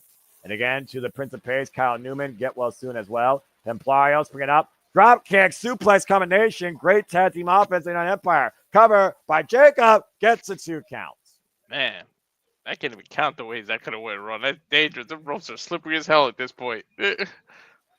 Yeah, I mean, again, accidents happen. This isn't ballet, but to your point, Sandy, Grizzled Khan has to be furious. And to be fair, Grizzled Khan has always been at odds and against Tetsuya Naito. And hell, he challenged Tetsuya Naito earlier this year for the IWGP World Heavyweight Championship before Zack Sabre Jr. took it off Naito. Running European uppercut in the corner here. And Jacob right now with the barrages here. Jacob in firm control of the ticking time bomb as United Empire is in control of this match. Again, every faction jogging for position of power and control in 2025. What the hell, dude? He did 7 of them. My OCD's screaming, finish it. Do 10. Drop kick. Nice drop kick out of the corner. Here's Jacob with the cover. Put the far leg. Gets the 2 counts. Oof. Jacob's complaining to the ref that he counted normal, Jacob. Well, I mean, again, this show is called Strong Style Evolve. And again, Hiromu taking advantage of Jacob. Standing switch exchange here. Back elbow strike. Front up the rails. Elbow strike run again. And Hiromu catching Jacob again with the elbow. And looking to turn him around. Hoist him up. Michinoku driver. And critical moment here for Hiromu to make the tag with Titan. Actually, that was more like a Falcon Arrow. Yeah, I'm going to say it's more of a Falcon Arrow. Michinoku drives when you literally drop somebody on their head and neck. Ask Taka Michinoku about that. So what? The legend. Don't call him a legend. Whoa, massive crossbody. Don't call who a legend. Taka Michinoku. Spinning Soba by Titan to Templario. I love Templario answering kind with a super kick. And up and around with a tornado DDT. Got all of it. Mm-hmm. He looked hurt himself, though. He couldn't capitalize. And look at Templario. Send Titan up and over the apron. With the boot. Caught with a kick to the face. Excuse me. And Templario coming in. Titan, though, catching him up and over. Both men to the floor. Mm-hmm. Titan's smart using his momentum against him. Right? And look at Titan springing up the top. Woo! That guard, I think he hurt himself on the guardrail, Noah. There are no risks to what Titan is willing to do. And the same can be said in kind to Templario. Might I add, these guys are tag partners in CMLL. For Titan, it's as much about LIJ as it is about New Japan Pro Wrestling and CMLL, all represented here tonight. Rolling back into position, hoisting him up on the shoulder. What the hell is this? Oh! Taking face down, covered by Teton. Gets a 2 count. Sheesh. Incredible back and forth here. Literally, Teton and Templario were involved recently in a series of best 2 out of 3 falls matches in CMLL. And of course, Templario lost to Teton back in Arena, Mexico, when these men faced off one-on-one. Most recently, their recent one-on-one encounter. And again, Teton getting the boot up here. And Templario catching Teton. What is this? Was it up the power up on the Schreiman's carry? Oh, man! Ooh! Gutbuster. Yeah, I got all that Gutbuster. Cover by Templario. The new leg. It's a 2 count. He desperately needs he needs a tag, but Takahashi's not all that well either. Well, Jacob didn't help matters, just wiping him out from the apron. The last time that Templario and Teton, by the way, went one-on-one was 2020. And they've been pretty much together as a duo ever since. Oh, man. At least the last year. And they might do it tonight. Shoot the half. Put the far leg. Templario nearly got it, but Hiromu broke it up. Again, Hiromu Takahashi, who was disciplined down in Mexico on excursion before joining Los Iguanaves de Japón, where the only man that gave him a chance was Tetsuya Naito 11 years ago while he was a young lion. Now Templario might be looking to put Teton away. Force him up. Let me get powerbomb. Teton escapes though. Caught with a super kick by Hiromu. And Hiromu back in. Spinning Solvat. Combination offense. Jumping kick by Teton. Wipes out Jacob. Combination super kick to Templario by LIJ. The first appearance of Templario and Jacob, by the way, in Japan Pro Wrestling of America. What the hell is this? And Teton throw it into Templario. And boom, Hiromu takes him down with a scoop slam. And now Teton Escalera walking the top rope. Woo-hoo! Massive splash. The distance he covered. Teton cover, kick out. Not enough. Dude, he covered at least 20 feet. And again, right now, you see Hiromu holding Jacob back again. Templario and Teton are the 2 legal men. Don't try to say that 3 times fast. No, I'm not going to try to at all. Are you kidding me? Teton up to the top rope again. Double stomp. Templario goes out of the way. Oh, look at that Spinneroonie. Spinneroonie. Oh, wait a second. Templario, sit out. Powerbomb, backbreaker, backstabber combination. Templario with the win.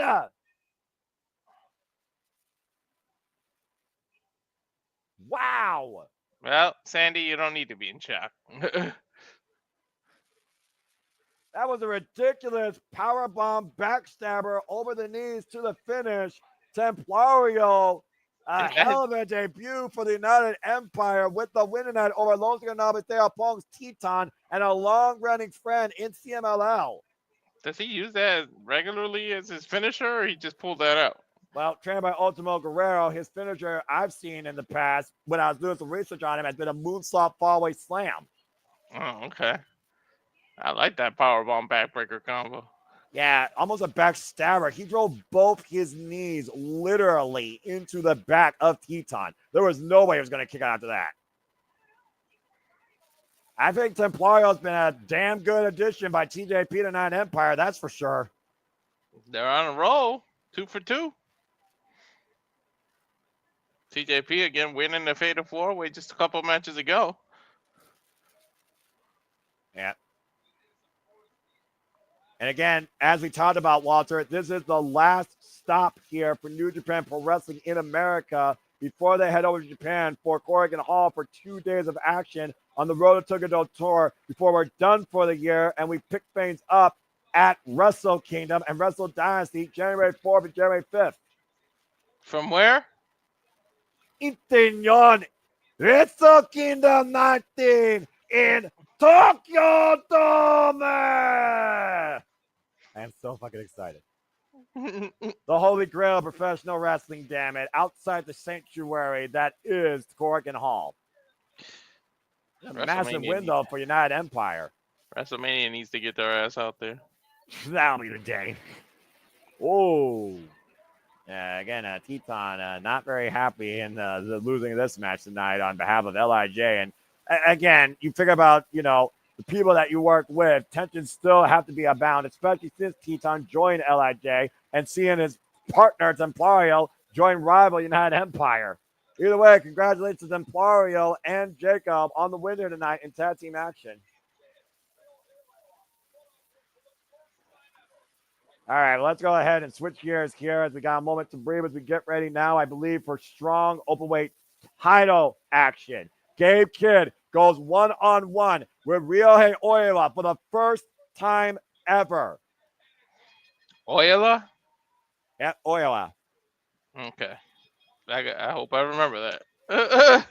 This madman of the War Dogs, War Ready, Gabe Kidd, who's been NJPW Strong Openweight Champion since beating Eddie Kingston in a no-rope last man standing match, has held on to this title now for 219 days. He goes into his fifth defense tonight with wins over Ultimo Guerrero, Lio Rush, Anthony Henry, and of course, Ryohei Oiwa's young punk running mate, Kosei Fujita. As Ryohei Oiwa, the grip, looks to step up against the mammoth of the War Dogs tonight. It was during World Tag League action that Ryohei Oiwa and Gabe Kidd gave each other a bit of a preview of what each man can bring. And that's what really led to this match tonight, as Ryohei Oiwa got a schoolboy roll-up on Gabe Kidd. If that happens tonight, we will have a new NJPW Strong Openweight Champion before Gabe Kidd wrestles the cleaner Kenny Omega at Wrestle Dynasty. I was going to say that. I was going to say, if it happens again tonight, we got a new champ. Yeah, and what will that do to Gabe Kidd's mentality, knowing that not only he lost this World Tag League, he lost his title before doing with the cleaner at Wrestle Dynasty. It's the Strong Openweight Championship, 30-minute time limit. Oh, boy.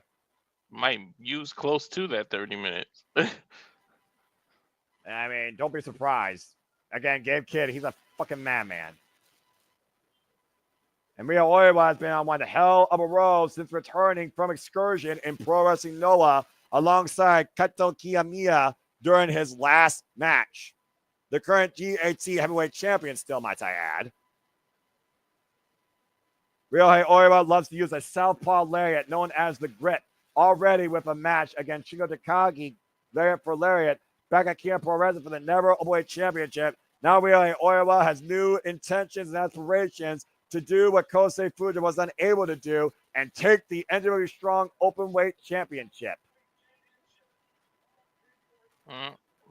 We just saw that he beat Gabe before.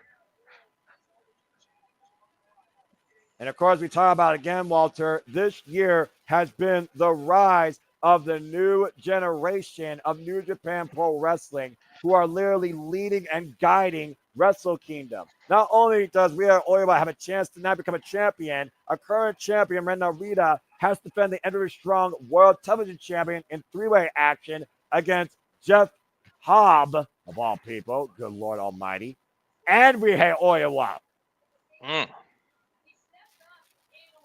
All right. I admire Ryohei Oiwa stepping up to the challenge, but he's about to go to war with a madman. Good luck. You're going to need it. Yeah, war ready. And trust me, that's not wordplay, folks. That's not wordplay. I can tell by his Titan trying alone. Yeah, new theme, by the way, for the freaking madman. Ryohei Oiwa literally trained right now by Zack Sabre Jr., a technician of his own right, against a battling madman, brawler, and striker in Gabe Kidd. Bullet Club isn't doing well today though. So Gabe well, again, needs to... it's not about winning. Remember, it's bring gold or bring bodies. Clark Connors, all he has to do is bring gold January 4th. For Gabe Kidd, he already has the gold. He just has to bring a body. Might be Oiwa's body. Yeah, very well might be. And again, this is the first time ever singles matchup. We saw where Oiwa saved Kosei Fujita from certain extended damage, after that assault attempted by Gabe Kidd after beating his running mate Kosei Fujita back at Fighting Spirit Unleashed. I will say this about Gabe Kidd, no matter his insanity in that ring, he takes any challenge openly. That's why it's called open weight? No. And again, welcoming all challengers, all walks of life, all walks of wrestling. Again, I already told you the hit list of people he's overcome. AEW, CMLL, NJPW. And now he's facing TMDK's Ryohei Oiwa. It's the Grip versus the War Dog. Again, I have to remind you folks, this is a 30-minute time limit. It is a traditional championship match. Pinfall or submission, the only way to title change hands inside the ring. 20 count on the outside, though, in New Japan also yields a title change.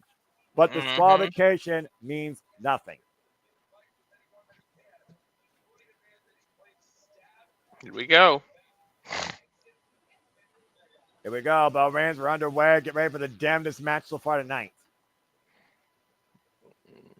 Hard hitting it.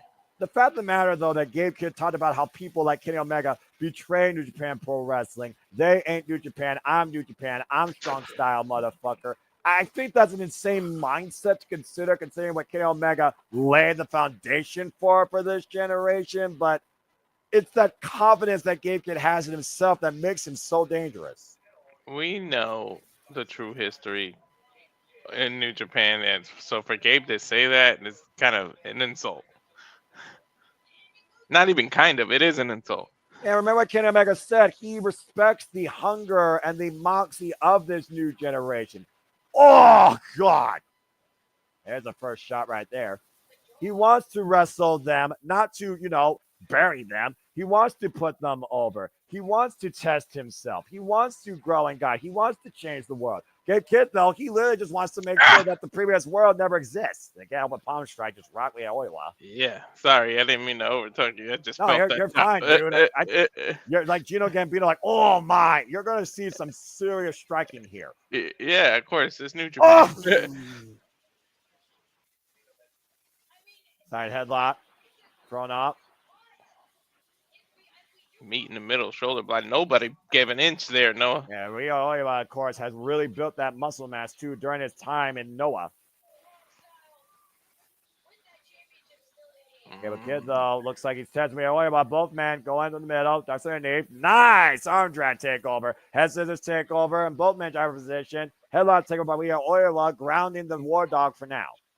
Rio definitely showing that he is not afraid of Gabe. He's not backing up at all. In your face. We are only about 26 years of age, literally 3 years in his young career.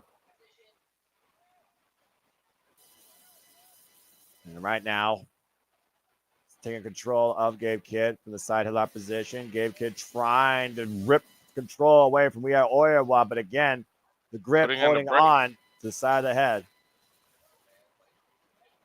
Literally putting on the brakes and then bulldog choking him. Well, I mean, it goes back to that Noge Dojo training that Ryohei Oiwa, Kosei Fujita, and Gabe Kidd all share prior to their excursions. We talked about, though, that Ryohei Oiwa, during his excursion, he studied under Kaito Kiyomiya, a student of the great Muda and Keiji Muda, the wrestling genius himself. And up and over, Ryohei Oiwa lands on his feet. Nice headlock takeover again, grounding Gabe Kidd. And this might be the best strategy you can have against Gabe Kidd. Neutralize that insane, furious offense. Cover here, shoulders down, got a 2 count. Wearing him down. Reversal. Yeah, it's a good idea to wear him down. Again, it's really hard to sometimes wear down Gabe Kidd, but Chris Charlton has said it best. Gabe Kidd's worst enemy is Gabe Kidd. The fact that sometimes he just reacts versus plans. His emotions getting the better of him. Sometimes it's ultimately his weakness. Driven by hate and driven to prove that you're absolute best. Whoa! Up and over the top rope there. Rio is taking a bad fall. Yeah. Well, Gabe Kidd creating separation for now, trying to get feeling back and air in his lungs, and the 20 count is starting on the outside. You see right now him trying to recover. I like how the announcer starts letting you know where the count is. Well, that's always been the MO because, again, you're counting in two different languages. Clubbing clothesline by Gabe Kidd to Oiwa. Taking him down with that lariat. Again, for those that don't know, Japan Pro Wrestling is in both English and Japanese. Of course. And Gabe Kidd down the outside for now, and Gabe Kidd trying to see what Oiwa is made of. Oiwa is going to have to bring out the best and worst of himself to take down this War Dog. We did see Matt Vandagriff lose finally in the Strong Survivor in the kickoff. We did see changes for the Strong Tag Team title. So, again, don't count Oiwa out. No, don't count title changes out at all. Up to 9 right now.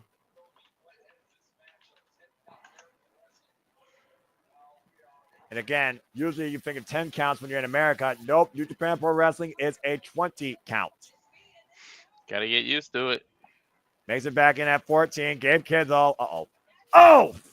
Drop down, Ooh. face first. Cover here by Gabe Kidd to retain. Gets a 2 count. Literally flipped him over and made him land on his stomach.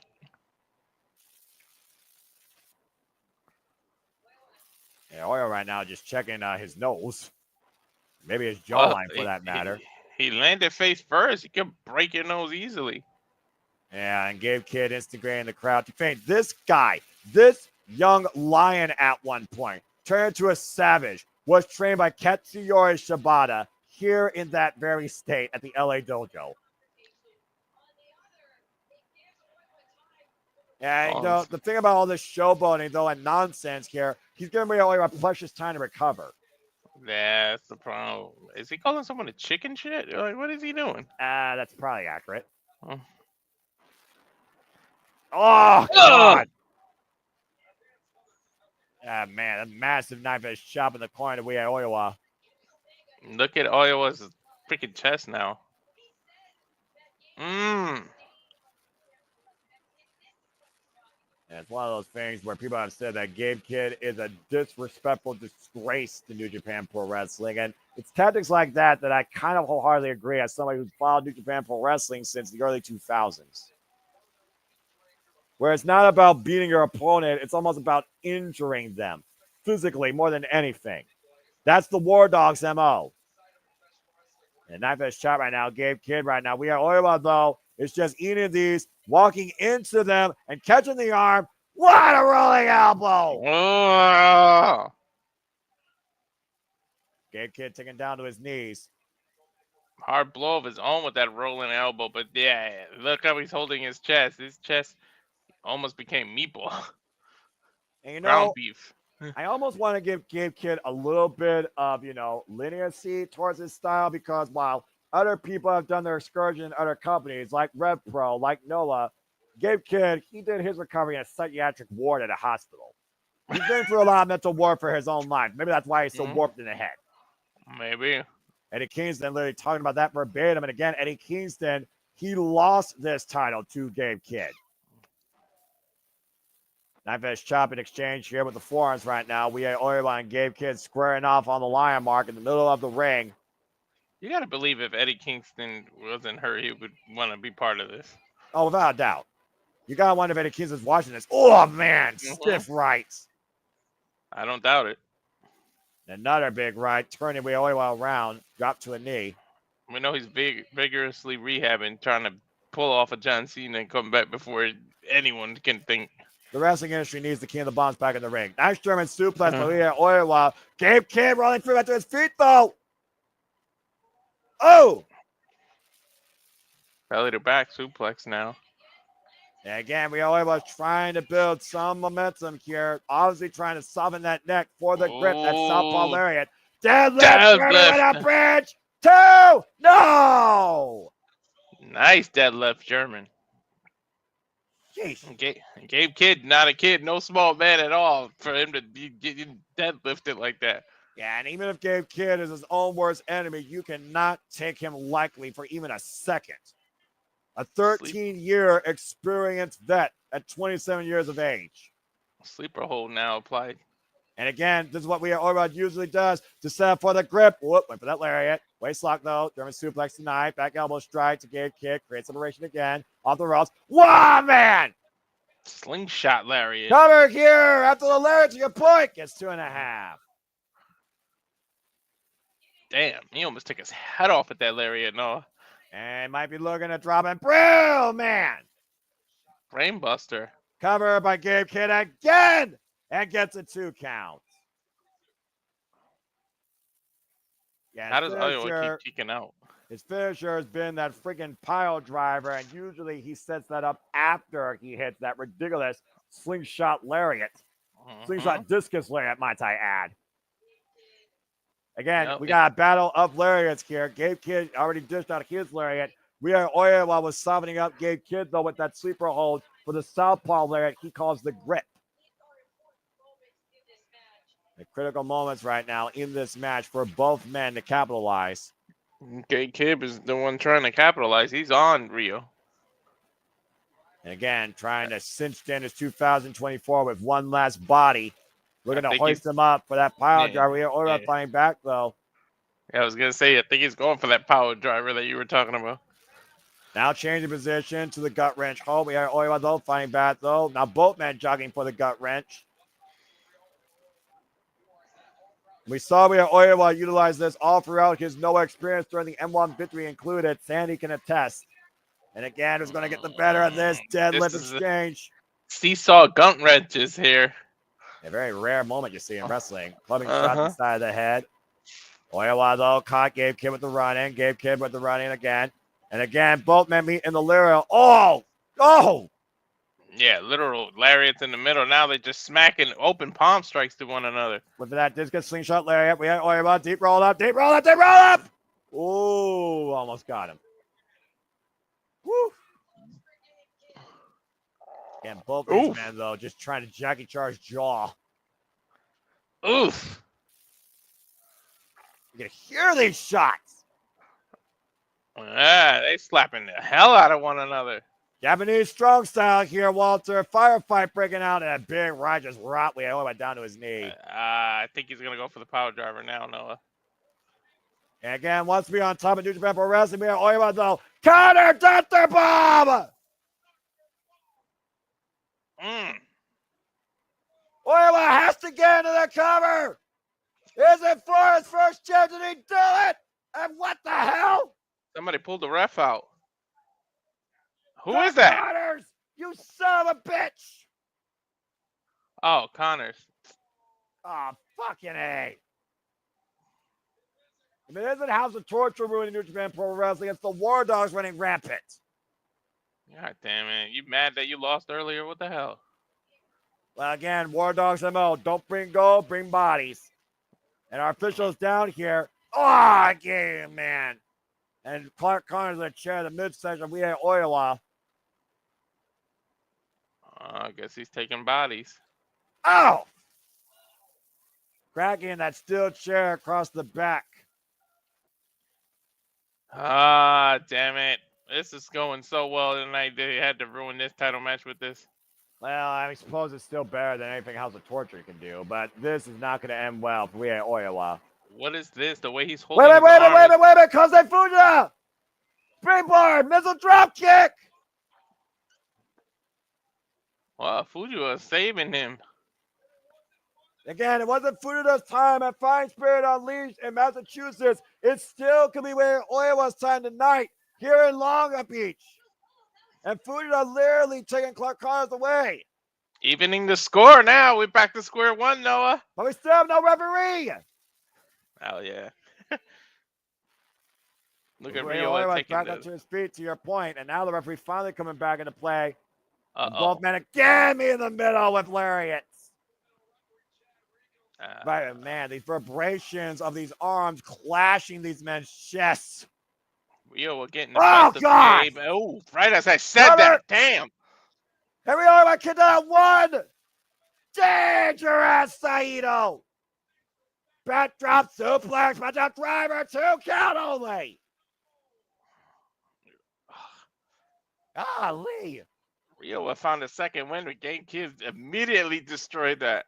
And Gabe Kidd's got that faraway look in his eyes, looking to destroy him, looking the Dr. Bomb himself. We are reversal, shoulders down, 2 count only. Closer and closer each man get. Another lariat. What the hell? That wasn't the grip, though. That wasn't the grip. That was his non-dominant arm. He might be setting up for the grip now, though, Noah. And here it comes. Oh, and caught. Gabe able to intercept. Push him up. Oh, there's the God. power driver. Pile driver from Gabe Kidd to cover. It's academic. No! I thought it was over, Noah. Put away many a man with that move, including Shota Umino during the G1 climax. Noah, we might get a new champ. Oh, go for the gut wrench, though. Dr. Bomb! Cover. 2. It's over. Still, NJPW strong open weight champion. He kicked out of the power bomb, but couldn't kick out of the gut wrench. I mean, 2 clubbing blows back to the back of his head there. Yeah, well, unfortunately, that's Gabe Kidd's. I know if the first move don't work, go back to the well and drop them on their head again a different way.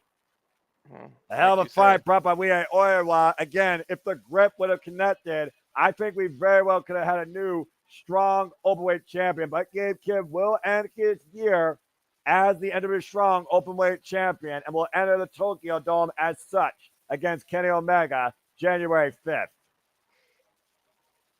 Is it the 6-man tag next now? I would think so, because I think at this point there's only 3 matches left. Give it to me. Hey, come on, Zack Sabre. You know, the jury's still out, though, also, that Ryohei Oiwa had Gabriel Kidd dead to rights and wasn't for Clark Connors. Fucking Connors with his stupid-ass interference. He did have him. Well, either way, the result remains the same. The War Dogs run roughshod over New Japan Pro Wrestling, and Gabe Kidd is still a strong openweight champion. Damn it. Well, who knows, right? Can't really say Nice. what ifs. We just what is. I don't know. Wait a minute. Why is this madman giving a mic? I don't know. This might get them thrown off the air. This guy does not have a clean mouth. Well, somebody might pop up. You can only hope.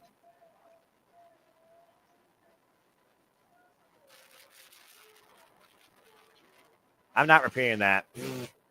If you're booing me, F you.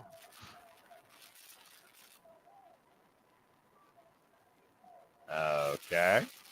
Why is he calling somebody's mom a dirty hoe? I got nothing, dude. What the hell is that about?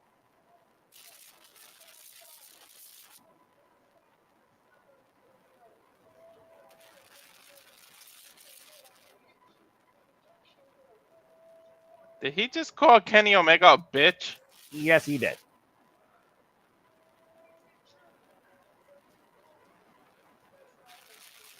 As far as I know, Kenny Omega is still the best pop machine. You have no idea who the fuck you're dealing with.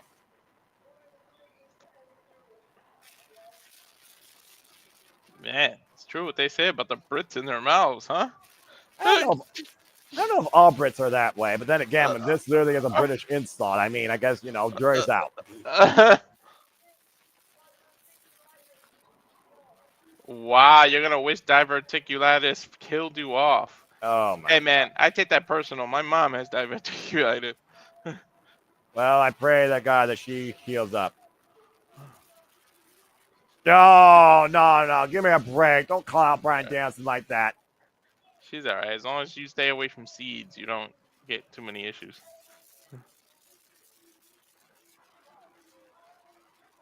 Come on, can Kenny Omega just make an appearance? Shut this guy up, please. Thank you, my good man. Stop trying to be on camera. Get out of here. Oh, shit. He's calling out Tomohiro Ishii, January 11th at Battle in the Valley as his next challenger for the WWE Strong Openweight Championship.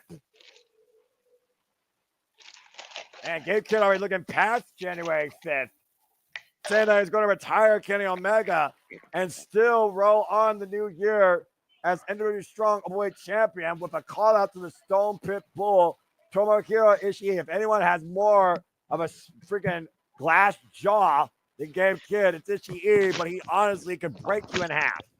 You know what they say, though, right? Be careful what you wish for. We are talking about the most notorious never Openweight champion in history. But I guess we got our first match, and we'll add it to the schedule, I'm sure. So, folks, Gabe Kidd with the challenge out no matter what. January 11th, next time New Japan Pro Wrestling comes to America, Battle in the Valley, he has called out Tomohiro Ishii as his next challenger to the NJPW Strong Openweight Championship. What the hell? Well, I mean, again, when you're a madman, you don't think clearly. Seriously. That was a promo, I guess. Yeah, I suppose.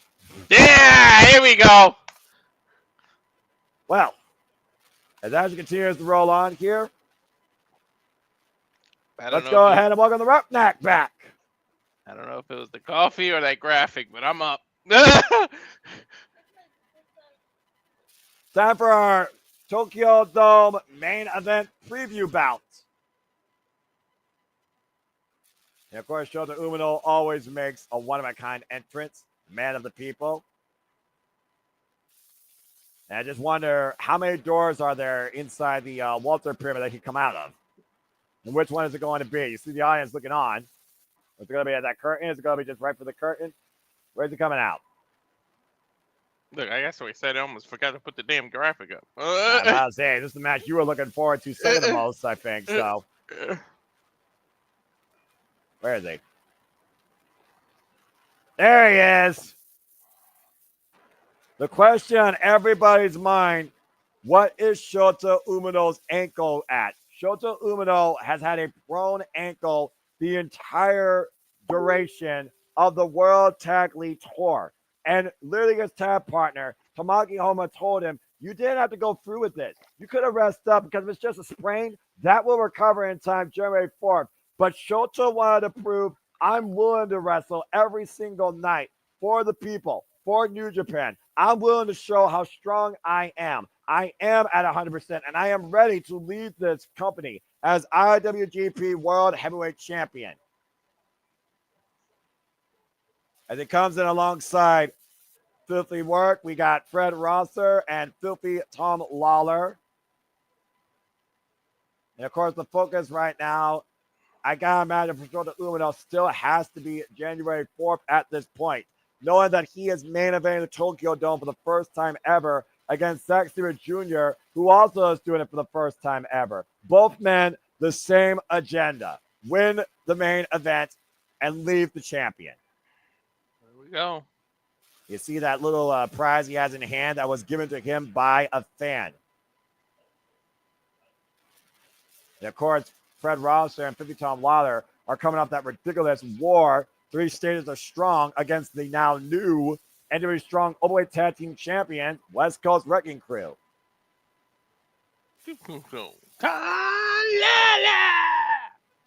And someone you're very familiar with, Walter, a blood sports specialist. Mm-hmm. Many people have compared Shota Umino to Jon Moxley, Hiroshi Tanahashi, but he proved that he truly is his own man when he told Moxley, fuck you, you're a coward, for not coming to defend the AEW World Championship against me January 5th. And Shota Umino said if he wins, when he wins against Zack Sabre Jr., he will defend that title the next day against Claudio Castagnoli to prove his point. That'll be a match. Well, that's if he gets through the front man and New Japan Pro Wrestling's Wrestler of the Year as voted by Tokyo Pro Sports, a feat that Kenny Omega couldn't even achieve.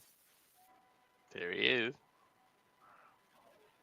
Shane Hayes, Fat Dude Tito, and of course, there's the champion to your point, the face of New Japan, Zack Sabre Jr.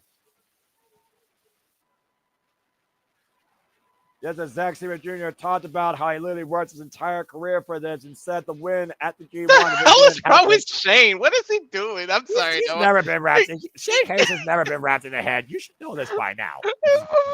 Just sitting there twerking. Like, what are you doing, dude? Again, young punks truly at their heart. And of course, Shane Hayes and Mikey Nichols, they find themselves left out of Wrestle Kingdom 4 right now, with no way towards back the IWGP Heavyweight Tag Team Championships. And the fact of the matter is, Zack Sabre Jr., he respects Shota Umino, but he also does not want Shota Umino injured. He wants Shota Umino at his absolute best to beat at the Tokyo Dome. And Zack Jr. won a hell of a freaking year, winning the G1 Climax, successfully defending that title after being Tetsuya Naito and Ryogoku Sumo Hall, only defended against Gabe Kidd and multiple others. His stance as the face of New Japan, including a defense successfully at Rev Pro. Oh, man, this face-to-face. Again, I don't give a damn about anything else this month as high as Wrestle Kingdom in January. January 4th cannot come soon enough. Show up, show out, put up, or shut up. Let's see. What the hell is Zack Sabre doing with that title? Probably calling him a dickhead. I mean, it is Zack Sabre Jr. We're just saying.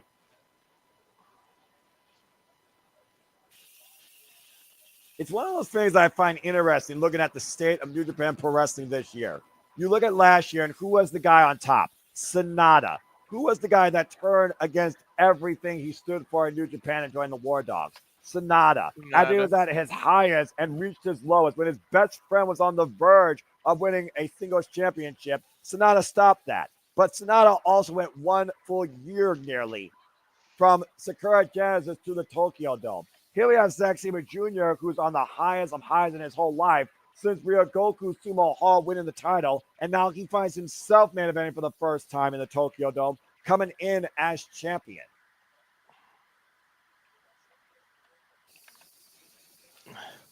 Of course, Zack Sabre Jr. and, of course, TMDK with no days off. Of course, they've been busy across GCW. Bad Dude Tito literally was just there. Is the champion going to start? I think you're going to get a preview. Uh-oh. Bell rings!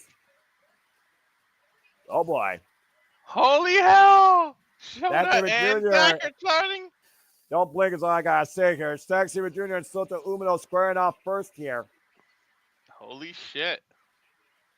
Immediately going after the challenger. And excuse me, by the way, for getting that wrong. It was Royal Quest that Zack Sabre Jr.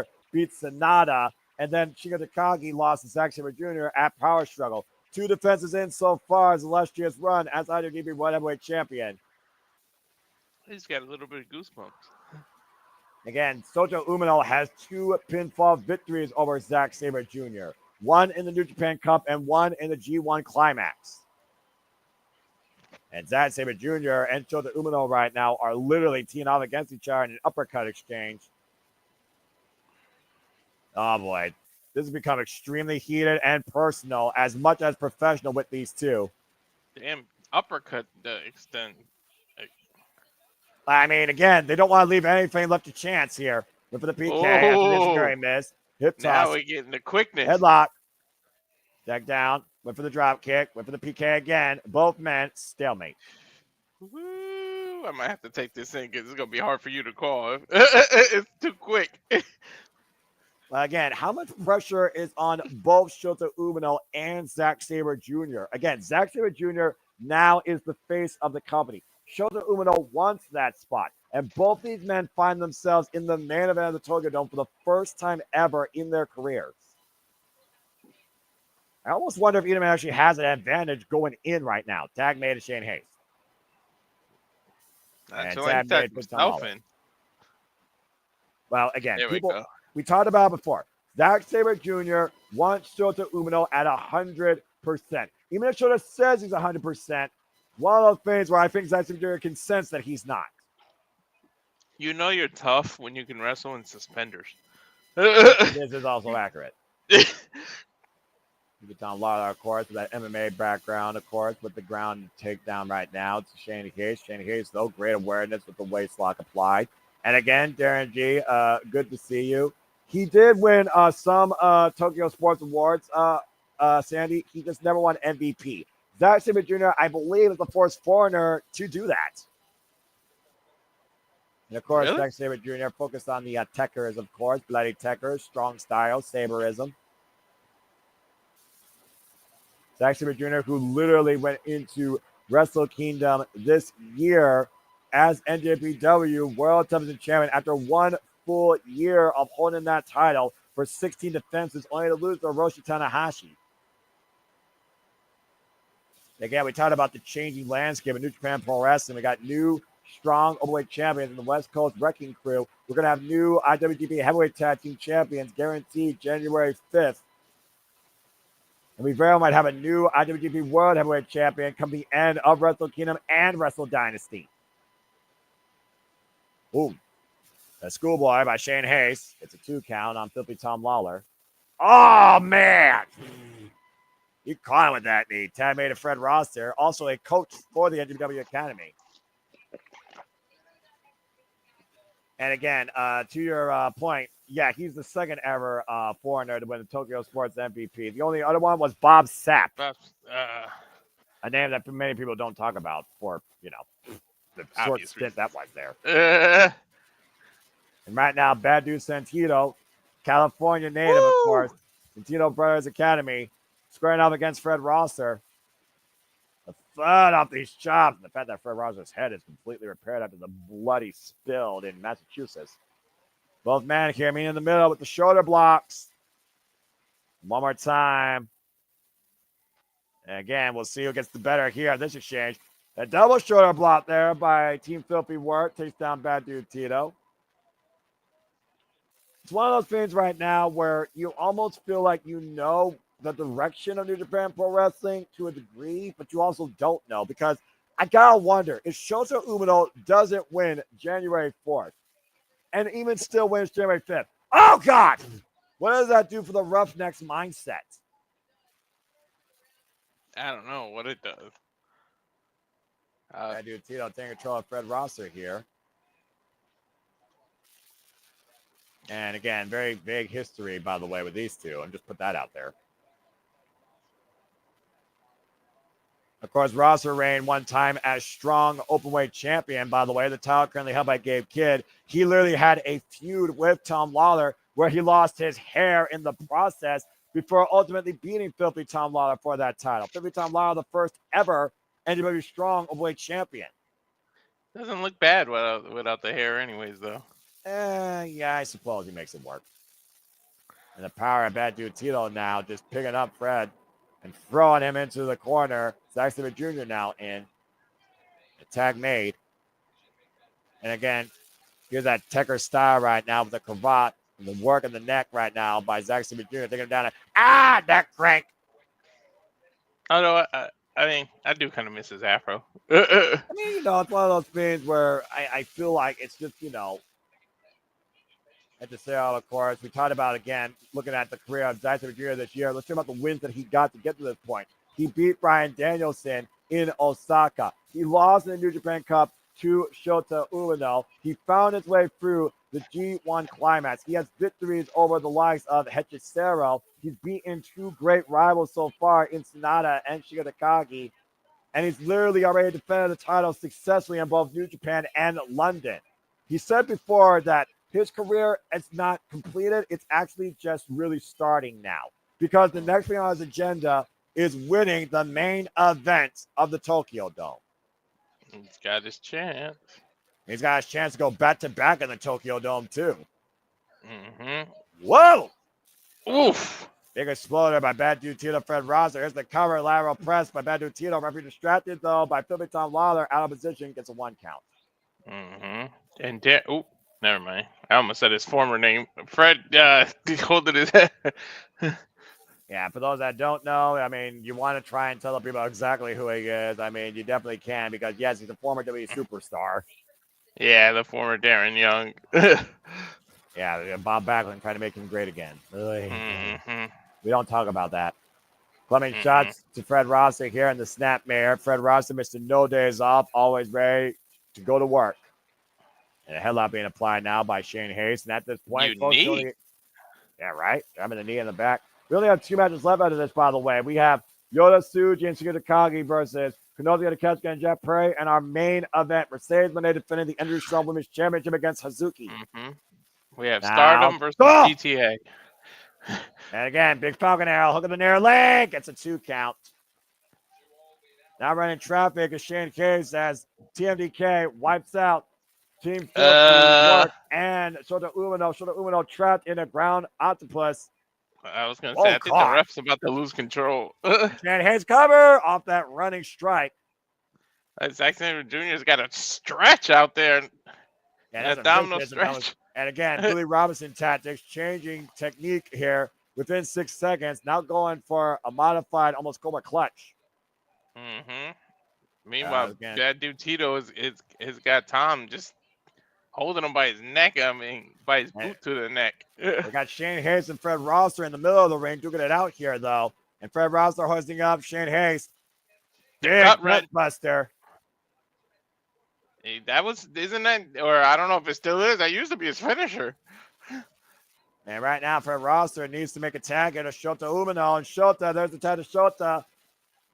And meanwhile, on the apron, Zack Sabre Jr. taken down by the Roughneck, and Bad Dude Tito not taken down, but instigated by the Roughneck. Might have made a mistake there, buddy. Yeah. This is the moment where Shota Umino very well may have just fucked up. Whoop! Wait for the waist lock. Meeting of the minds. Chop out the knee. And again, Shane Hayes is still legal, by the way. Get to the midsection. Drop kick! From Shota Umino. Taking down Shane Hayes here. Umino trying to gain momentum now. Well, I mean, Shota Umino has been in such a split popularity. He's been one of the most polarizing wrestlers in New Japan Pro Wrestling. Some people love him. Some people cover Fisherman Suplex to the bridge. Some people don't know what to make of him. I'm neither here or there. I don't know too much about him, so I can't judge. I mean, you know him as Shooter, once John Moxley's young boy, and he told John Moxley, fuck you, at Finest Spirit Unleashed when he refused to face Shota Umino in the Tokyo Dome. And now Shane Hayes looking to hoist up Shota Umino. Oof, get the midsection. Nice and the drop kick by Shane Hayes. There's something about a big man being able to jump that high when he drop kicks, man. And get the full vertical as well. And the horizontal. Now Zack Sabre Jr. Backing in the champ. And we might get another preview here tonight of the Tokyo Dome.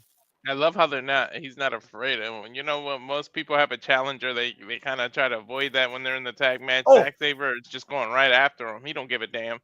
Pele kick to the arm. Again, he wants Shota Umino at his best, but he's going to put him through the ringer up to that point. Again, grabbing the arm. Oh, Juji Katami takeover in the cross arm breaker now. After extending that elbow, and Shota Umino tries literally lunging his way to the ropes.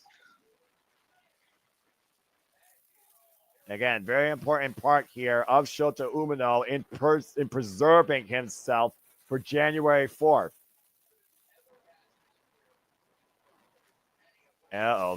Triple team now by TMDK, running uppercut barrage and running, just jumping knee in the corner, almost a sidekick. Death Eye driver by Bad Dude Tito, PK Fob, Shota Umino, Saturday Jr. Levo, lateral press, and Shota gets 2.5. And immediately back to the cross arm breaker. And he's got Shota Umino isolated in the middle of the ring this time, Walter. Mm-hmm. Oh, there you go. He broke it. Shota, though, trying to change position. Now might be a turn to Fujiwara, though. He's not careful. I thought he broke the grip, but I guess he re-grabbed his own arm. Now it's a hammerlock applied here, and Zetsuji grabbing the other arm. Oh, my gosh. Sorry. And again, I know what that feels like. Trust me. Yeah, I'm sure you do. Venus de Milo being applied here of sorts. Shota Umino trapped, and everybody breaks it up. This is where the mayhem comes, and the referee's going to lose control now. She hasn't lost control already. She lost control about 3 times. I don't know if she never gave it back. What are you talking about? And Shota Umino and Sasha Majura are still legal men. Fred Rosser isolating Shane Hayes on the outside. Philly Tom Lara isolating Bad Dude Tito. What a kick by Zach. Yeah, but again, look at Shota Umino, though. Again, testing strong spirit. Telling him to kick him again. And he's kicking right on the shoulder. The fact that Shota Umino wants to call himself the new ace of New Japan is a high moniker. Oh! Open to live up to. Strike. The disrespect.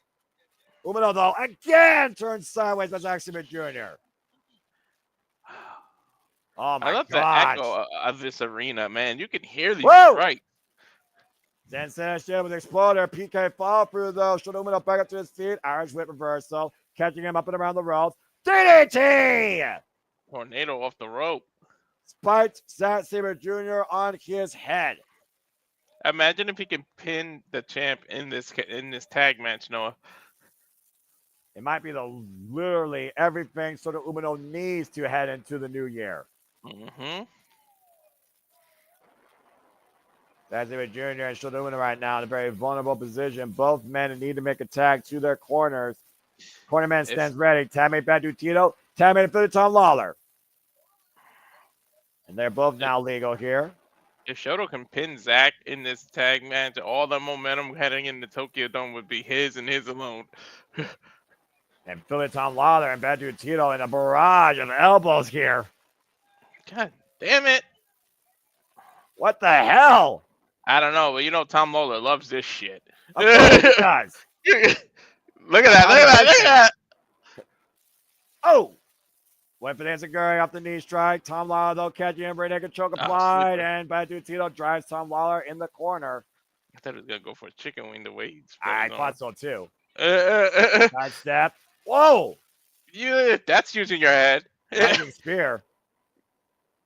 Dirty work, working together here. Fred Rosser, running power slam. What's Tom going for off the top rope? Whoa, whoa, whoa, whoa, whoa, whoa, whoa, whoa, whoa, whoa. Oh, I think I think that was Fred's fault. Like he bounced into the rope. Yeah, but Tom Lawler's still going back to the well. Is this a risk, though, that he shouldn't take as he's trying to get feeling back in that leg? To your point, that was a nasty fall off the top. Driving that elbow into the cover. No. I think Fred bumped into the ropes and it made Tom Lawler lose his balance. If they would ever show replay. We're 15 minutes through this match, by the way. We're halfway through the time limit. That wasn't that. Oh! No, that was a bad fall, man. Yeah, I'm about to say, you can tell he still has his feel in his leg. Oh! F5! F5 and Fred Rosser dropping the leg across Badu Tito, forcing the break. And Shane Hayes, though, big pump kick. And Shota Umino, though, running drop kick, takes down Shane Hayes. Again, still feeling that arm, though. Who's legal? I lost track. Sure that it's Filthy Tom Lawler and Badu Tito. Okay. And right now, Shane Hayes and Fred Rosser find the apron, and Fred Rosser, oh!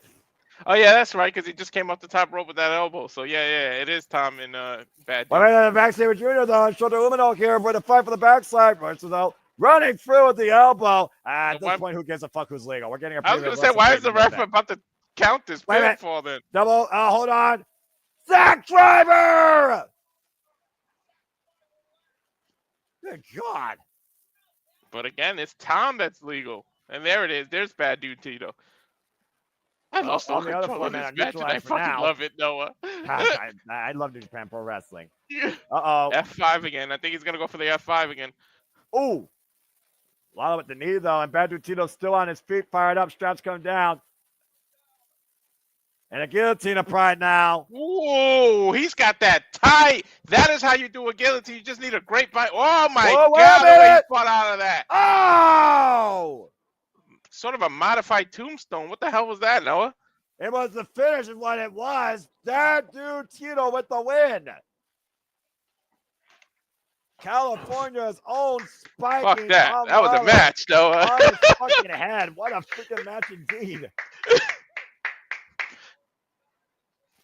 Yeah, that woke my ass up. That's a hell of a gift this Christmas season. That's for sure. Literally a spiking pile driver. All that did was now that's making me look forward to Tokyo Dome because Zack Sabre. I mean, again, Filthy Work, though, have not had a great run this year as a tag team. It was a huge chance to prove themselves, and Tom Lawler only ate the fall. I got dropped in his damn head. But a hell of a preview, though, with Zack Sabre Jr. and Shota Umino. And again, the condition of Shota Umino's arm and ankle. What will it be come January 4th? They're arguing now. Uh-oh. Again, we know what this is about. There's respect, but there's a point to prove. I can't wait for that now, Noah. Again, January 4th can't come soon enough. Nose to nose, Noah. Who will lead the future of New Japan Pro Wrestling into its next golden year and lead the new generation? Shota Umino or Zack Sabre Jr.? Look how he pushes January the belt 4th. in his face. Might be the closest he ever gets to that belt. Again, January 4th, January 5th, each day is going to be pinnacle towards New Japan Pro Wrestling's fall or rise. I see you January 4th. He's Again, daring no- him to hit him. Is he daring him to smack him? Yeah, exactly. Oh. Sabre trying to prove a point here? I guess. Yeah, again, Zack Sabre Jr., I don't know if he's trying to instigate Shota Umino or fire him up even more. Again, he wants Shota Umino at 100%. I don't know how much more fired up Shota Umino can get. Is he trying to get in his head, maybe? I think that's what this is about. I mean, again, Zack Sabre Jr. said it doesn't matter whether it's here or the Tokyo Dome. He's ready. Zack is inviting Shota Umino to hit him. And Zach just taps, Shoto just taps his chest and walks away. You heard what Zack Sabre Jr. just said? I already win. Mm-hmm. As Shota Umino already lost. With Shota Umino, though, presenting himself as Zack Sabre Jr. here. I fucking love this, Noah. Again, both men are looking to lead this company. Shota Umino looking to stand as his own man against the front man. Something has to give. January 4th, IWGP World Heavyweight Championship. Now the air is going to get sucked out of my lungs now with the goddamn next match. Dude, you do realize you got 2 matches left, right? Oh, yeah. Yeah, okay. Never mind. Well, congratulations to Bad Dude Tito ending this year during the holiday season with a win alongside TMDK. Shanghai, Zack Sabre Jr. and Bad Dude Tito getting the better of Shota Umino and Filthy Work here at the Pyramid. Woo, man.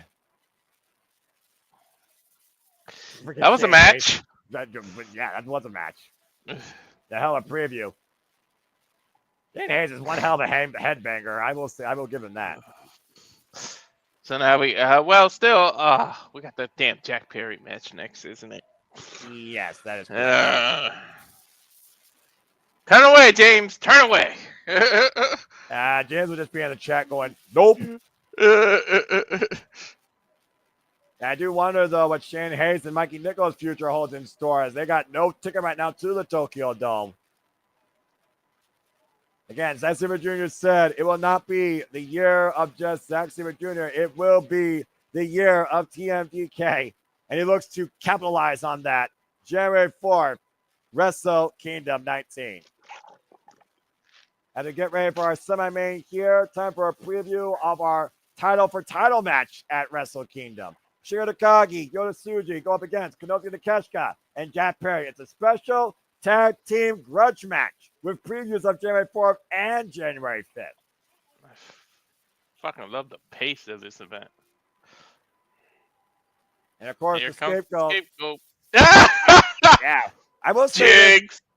I will say this, Walter. We have not seen the scapegoat Jack Perry since he sacrificed his TNT Championship run to Daniel Garcia at Full Gear. How did he get here? He doesn't have his band anymore. For all we his know, he bus. probably walked. Well, for all we know, he lives out in California. He probably walked the way there. I meant to say bus. I ruined the whole joke. Now I say you ruined yourself, botch. Woo. Why are they cheering for him? Oh, California. Duh. And again, Jack Perry, I don't know what justifies him to not only be involved at Wrestle Dynasty, but confront Yota Tsuji. It was back at Fighting Spirit Unleashed where he literally marked Yota Tsuji as the next target he wants to sacrifice. I love how into this Sandy is. Sandy, again, she is a huge Japanese pro wrestling proponent like me. Mm-hmm. And again, January 5th, we know it will be Jet Perry versus Yota Tsuji, but can Jet Perry be facing the future global heavyweight champion if Yota Tsuji once again beats David Finlay? Japanese. I might start walking around calling them that just because of how they just announced it. Japanese. Yeah, right. I do wonder, though, if Konosuke and Takeshita and Jet Perry can coexist. And here comes the Alpha who had a dream when he was 10 years old, turning in his application, but ended up going to D2D Pro, proved that he belongs in the Cerulean Blue in New Japan Pro Wrestling. Konosuke Takeshita, our current AEW International Champion.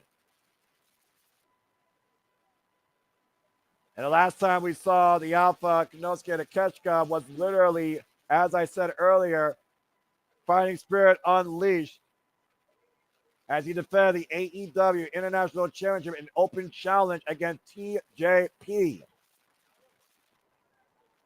International title not on the line here, Walter, but it will be on the line January 4th in the Tokyo Dome when he goes one-on-one with the Never Openweight Championship, title for title. Takeshita. You're gonna be the new Japanese announcer for the Super Level Studios at this point. I'm doing it for justice. You're having fun with it too. Again, a shout out to Sugar Maraba, of course, our Japanese ring announcer. Oh boy. Sandy brings up a good point. I wonder if Jack Perry is going to pop up January 4th. I mean, he very well might. Well, we've already had a Gobble action tonight.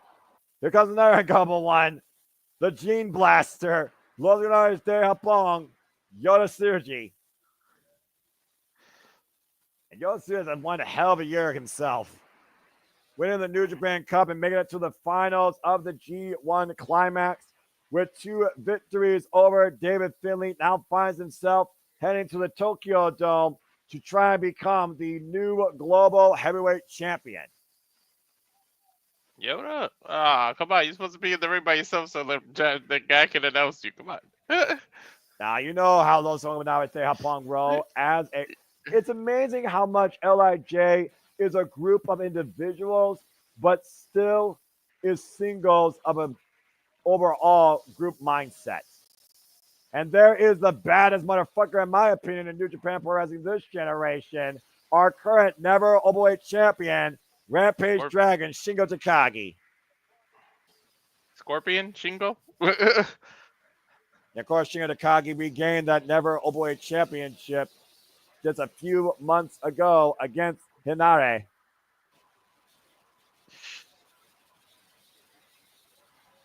This is going to be really awesome. Of course, we saw Shingo Takagi and Yota Tsuji as a tag team during the World Tag League. And this will be one more time we see these two as a duo before they go back on singles exhibitions heading into the Tokyo Dome. That literally looks like one of the masks I just unlocked for New Cybot.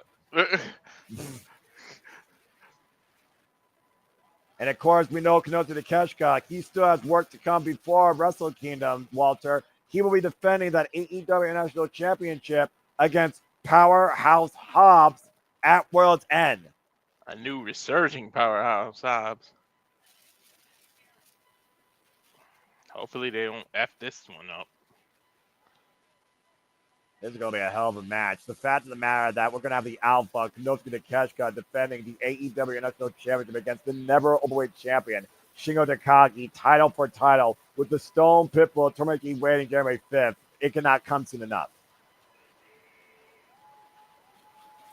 Kushida! Oh, see, they say their names backwards in Japanese.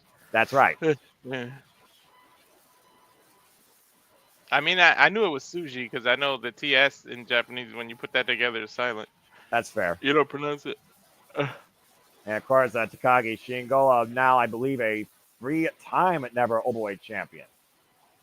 The 4th time. I've lost count. I think it's the 4th. All right, well, let's get ready for our semi-main event here again. 1 fall, 30-minute time limit. And to your point, Sandy, I mean, Sanaj just had a heavy fall from grace. He will be lucky to be in the KOPW Ramble at this point. Not my place to answer that. That's fair. You're learning. Looks like Jack Perry is going to start things off here. This fucking dude has such a slappable face, man. Ugh. And he welcomes it. He welcomes it. See, again, who's going to start, Yota or Shingo? Well, Shingo right now trying to, ease the crowd down again. Tranquilo. And let's think about this. This is wild to think about. But. If Powerhouse Hobbs wins against Konosuke at World's End, we could have Powerhouse Hobbs versus Shingo Takagi in the Tokyo Dome at Wrestle Kingdom. Imagine that being an upset. The reigns are underway, and it looks like Yota, Tsuji, and Jack Perry are going to kick things off here. A preview on January 5th.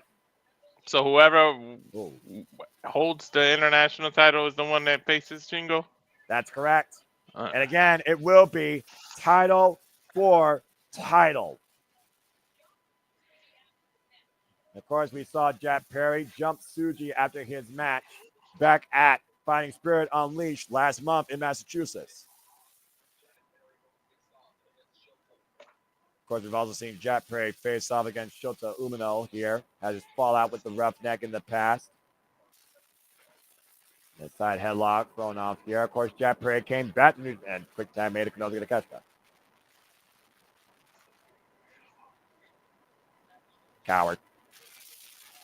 Well, maybe now we can actually enjoy this match here as the Alpha Konosuke Takeshita is about to get in the ring with a very familiar foe. Yota, Tsuji, and Konosuke were fighting each other in the quarterfinals of the G1 Climax. And Yota says, you prove you belong in New Japan. Let's fight each other again. We're both champions. Oh, shit. Did you see Jack Perry's face? I think he was scared to be in there. Well, when you're doing with Shingo and Konosuke, I would be too. But I'm also extremely excited. Did I mention how much I love the Never Openweight Championship when it actually is represented as it's supposed to be the baddest motherfucking title? Yes, you did. And again, this is the first time ever lockup and meetup. Konosuke and Shingo were in opposite blocks in the G1. Oh, yeah, that's right. And this is one of the most highly anticipated matches of the entire Wrestle Kingdom card. Clean break, too. Again, Konosuke Takeshita defined in DDT Pro, Shingo Takagi defined in New Japan Pro Wrestling, joining Los Fachos Ingobernables in Ryogoku Sumo Hall as X in 2017. Let's see if Takagi... Nope. I almost wonder right now, is Konosuke Takeshita sweating Powerhouse Hobbs? Is he looking past him? Is he looking more forward towards Shingo Takagi? Does he think Shingo is the greater obstacle here? Imagine Shingo Takagi. Go ahead. Never look past what's in front of you. Can you imagine Shingo Takagi going to AEW as both AEW International Champion and Never Openweight Champion? Whoa! Welcome, man. You know AEW has a relationship with New Japan. Might as well. The Irish Whip right now is we're getting a preview here January 4th, and watch the speed! What the hell? Wow. That flying lariat is fucking ridiculous every time I see it. The explosivity of Konosuke Takeshita, our current AEW International Champion, by the way, folks. 65 days with already 3 defenses. Ricochet, TJP, and Josh Alexander. Nice hip toss there. I still remember your reaction when he won the damn thing. That was, I mean, again, Konosuke has been one of those that people have been waiting for the longest time to fucking be a champion. Trained by SEMA out of DDT Pro and Animal, Animal Hamaguchi. I was forgetting the last name there for a moment. He won in that triple threat match, right? And I wasn't expecting him to win. Yeah. Now I remember. And then Shingo, of course, trained by SEMA and Animal Hamaguchi. Apologies if I screwed up the name. Shingo, by the way, now, excuse me, I was wrong. 5-time Never Openweight Champion. He's held the Never Openweight Championship now for over 500 days combined. Literally just short of Tomoshi East 6 runs. Oh, ankle pit though by Jack Perry to Yota Tsuji on the outside and drives Gene Blast in the barricade. And I think that, I think that wire person or Young Lion just got taken down as well. Security, cameraman, I don't know who that was, but he was out. With Jack Perry, no one is safe. Let's be honest here. Nope. Takeshita right now having his way with Rampage Dragon on the outside, and Jack Perry having his way with Yota Tsuji right now. Jack Perry finally got involved. Well, of course he got involved when the coward found his opening. Bitch. That's putting it politely. Okada approved, quote unquote. I bet was just gonna stop. say that. And again, that chat from Jack Perry, I wonder what that signifies. Ooh. Did he just? Was he gonna high five a fan? What the hell are you doing, Jack Perry? Again, he loves to instigate. Crimea River. I guess. And right now, the referee's starting his count again. 20 count on the outside. Konosuke are legal with Loda. Lower press for a 2 count.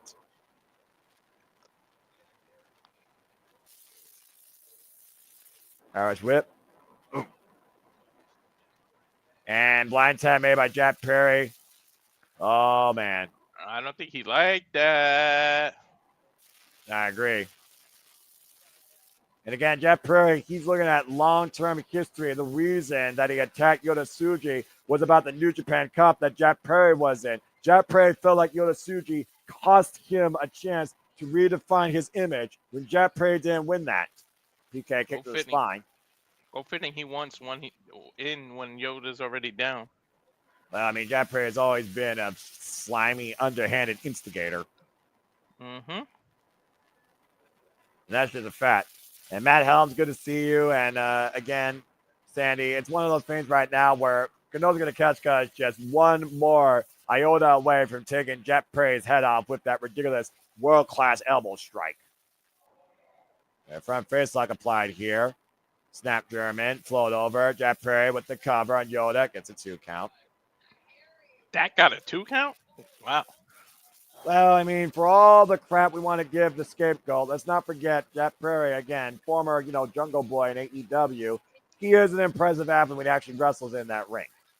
Chinlock applied right now, driving his knee into the back of Yota Tsuji, isolating him in the middle. He did defend the title quite a few times. Damn, you heard that fan loud and clear. What did he say, you bitch? Yeah, something like that. Again, the ring of the back right now to Yota Tsuji. Jack Perry in control. And Yota Tsuji catching Jack Perry to the world backbreaker. And that lucha background coming into play when Yota Tsuji got his excursion in Mexico. Got to tag Shingo in now. And tag made a Shingo. Oh, and here we go. Konosuke and Shingo. And just powers him with the scoop slam. Waist lock, standing switch. Shingo Takagi. Drives Jack Perry into Konosuke. Double clothesline takes Jack Perry down. Konosuke doesn't. Konosuke did not go down. No, he didn't. This is what I love about the Never Openweight Championship. Test your fortitude. I didn't notice how big Konosuke is. Right? Oh! Okada, too. Okada's on the bigger side, too. That fucking world-class elbow strike dropped Shingo like a bad habit. And a very stiff blind tag made by the Alpha. What the hell is going on with these two? Clearly, there is no cohesion, and I don't blame the Alpha one bit. Meanwhile, Konosuke Takeshita looking to prove that he is the strongest spirit in New Japan Pro Wrestling and the stronger champion. A boot to the side of the head. Yeah, that was like the back of the head. Again, massive forearm strike by Shingo Takagi. Again, Takeshita connecting right now. More stiffer to the shots right now to Shingo Takagi. Not very obviously, Shingo Takagi outpowered in a striking battle. Oh! In the middle of ropes. Ooh, senton. Covered 2. No. Off the lateral press. Just literally dropping all his weight on Shingo. And leg scissors being applied here to your point. Wearing down Shingo Takagi, Rampage Dragon. And, of course, there'll be more of what we'll see here at the Tokyo Dome, of course, to your point. Of course, the last time we saw Shingo Takagi in the Tokyo Dome, he went in as Never Openweight Champion and lost to Tama Tonga. Elbow strikes in the midsection. Now Shingo, though, with the jabs, trying to power back through here. Massive chop. Looking to pick up speed. And Konosuke catching him with a boot, turning him sideways. Oh, he might be looking for that final flash knee strike. Back. Wait a minute. Oh, got caught. Ah! Ah! Every time I see them jogging like screw, my knee pops. And again, damn, that move has to suck. It does. Trust me. A critical turning point here for the Alpha. Konosuke Takeshita. And Shingo right now looking for the tag to Yota Tsuji on the outside. Jack Perry's going to probably do a blind tag again. Yep. Yep, and he just blindly ties himself in and lunges for it. Wipes out Yota, wipes out Shingo. You notice for a moment that Konosuke didn't want to make the tag. I don't think these two have tagged once yet. It's been blind tagging themselves in. Yeah, right now, Jack Perry with Shingo Takagi.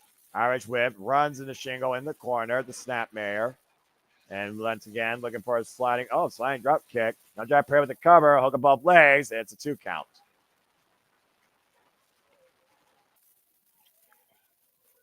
We are 10 minutes in this 30-minute time limit bout, folks. And again, I want to remind you, this is our semi-main event. Still to come, Mercedes Moné will defend the Image Strong Women's Championship against Stardust Suzuki. Don't remind me. Just say Hazuki and you'll be fine. Everything's fine with Hazuki's on the screen. Everyone loves the wild heart. Mm-hmm. Plumbing elbow strikes, and Shingo might be getting fired up here. On a rig of the eyes from Jack Perry. Again, typical House of Torture. Oh, there's a jab with the elbow. There's a straight jab. And there's the DDT!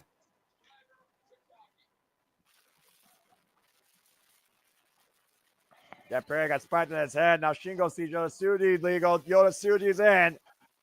Just waiting for the Gene Blast Jack Perry back to the House of Torture to be forgotten.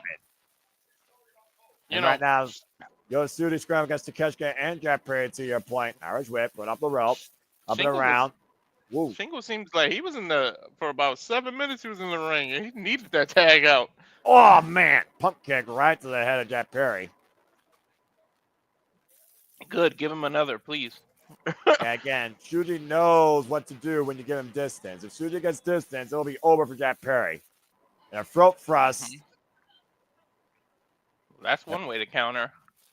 And Perry looking for the net breaker. Yota Tsuji with the counter. Throwing up the ropes. Caught. Oh. Curve stop. Off the backbreaker. Nice. Cover. Look at the far leg. Kick out too. Nice 3 move combo there. And yeah, Walter, you misspelled Konosuke's name in the banner. Botch. You put an I in it. Konosuke. It's whoops. It's all right, guys. He's tired. Everyone give it for Walter Cruz, the hardest working man in Love Studios. He put together the banners and put in the graphics, and he's the one that, of course, helps make this all possible. He truly is reliable, and we appreciate him. Show your love in this holiday season. PayPal him. And if you enjoy what we do here, dictate the conversation. PayPal all of us with super chats, as simple as that. Of course, we'll be back this Wednesday with a holiday bash. Tammy Konosuke Takeshita now. Konosuke Lee with Yota Tsuji. That's the fat finger syndrome. The I is next to the O. Well, I mean, it's also a keyboard syndrome, being perfectly honest here. Whoa. The first sliding lariat. Super kick, though. Konosuke rocked by Gene Blast. And Shingo stands legal. And Shingo once again back in with the tag with Konosuke Takeshita. This is going to get fun. Mm-hmm. Whoop. With Shingo Takagi, short range lariat. Now Konosuke following up. They'll meet Shingo in the opposite corner with the elbow. Shingo following up with Konosuke, though, meeting him with a lariat. Neither of these men creating distance one another. The cat chasing the mouse there. Combination jab and chop strikes here in the corner. Rocking Konosuke's jaw and his freaking breathing. I'm sure Konosuke's going to reverse it and do the same thing. Nope, I guess not. Oh, I think that was a brain buster. Konosuke down with a brain buster, hooked in her leg. It's a 2 count. Oh, my gosh. What? Somebody yell something. Time? My time is coming. Go, go, go! Takagi's time has come forward here in this match. Rampage Dragon might be looking to fire up, pausing for that pumping bomber. And Konosuke, though, once again.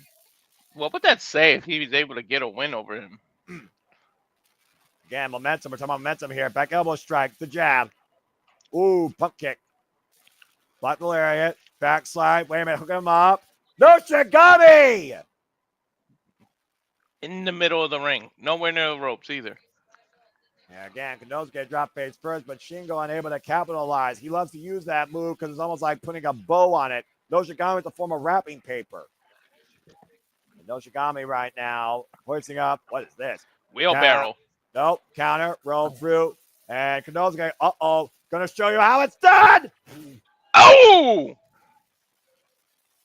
The man Wheelbarrow that wrote suplex. a thesis on the German suplex and trained by the expert himself, Jun Akiyama. Think he's gonna set up for the knee. No, wait a minute. Boom, Thunder Bomb! He got it. He won. Tsuji is not here. God damn it. That was sarcasm, people. Nobody ever wins with the Blue Thunder, bro. Oh, shut up, Walter. God bless it. If anybody wins with that move, I would believe is Takeshita.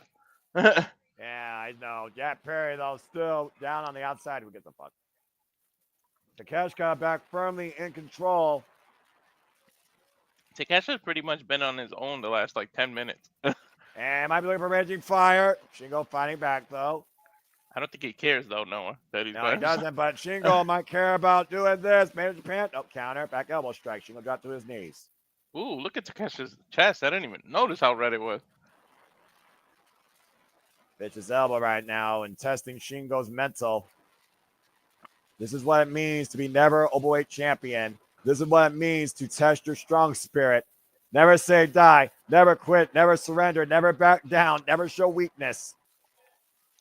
Strong style. You hit me, I hit you harder. Right? Again, Konosuke rocked off that exchange. He's in a Konosuke. power driver position. Oh, no. Konosuke back up, though, again. Bitch's forearms. Oh, and a straight jab. And a Holy headbutt to the shit. heart. Oh, my God. World class. Okay. And Takeshita and Shingo falls in. Followed him. Now Takagi Takeshi's with a going to bumping follow bomb him. with Takeshita. Both men collide in the middle with lariats. Blocks the shot. I think Big we're going to see her. boots. And a poison runner.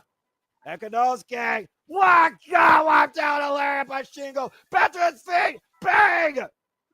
The With knee. the knee. Both men down. And the pyramid comes alive after that exchange. I knew JJ was going to pop up just for that. Damn it, JJ. I fucking love this show. And 10 minute Jack Perry, 10 minute Yota Tsuji. And now we're getting a preview of January 5th Wrestle Dynasty match here. Back elbow strike by Perry. Jumping knee strike by Yota. Forearm smash. Headbutt. Jack Perry down. Where the hell did Jack Perry come from? I was enjoying not having him in the match.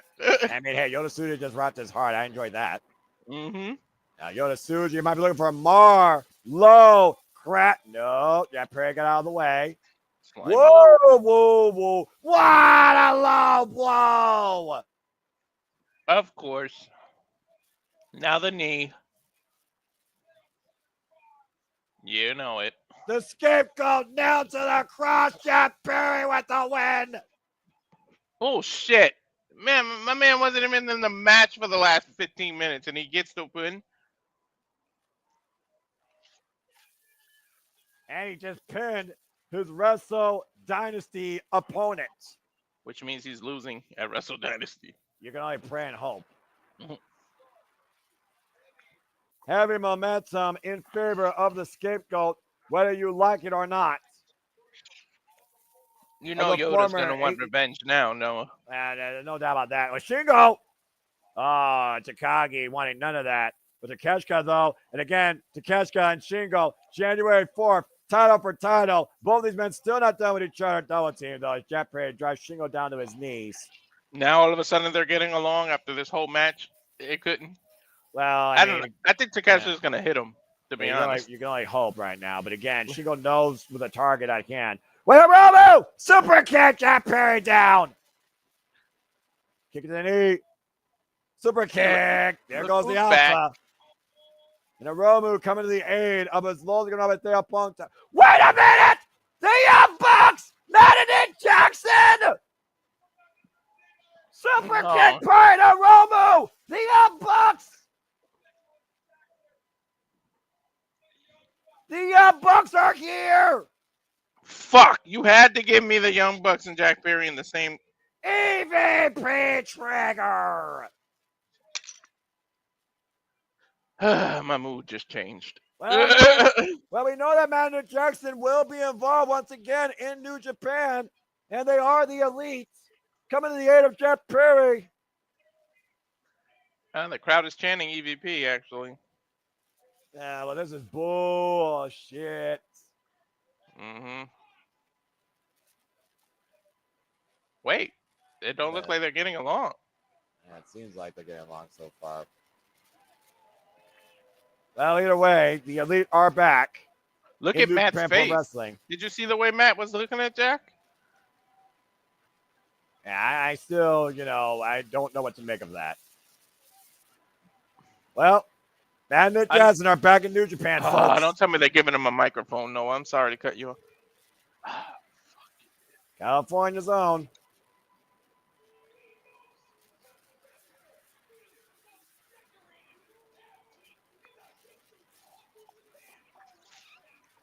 Can't argue that, though. Yeah, you can't.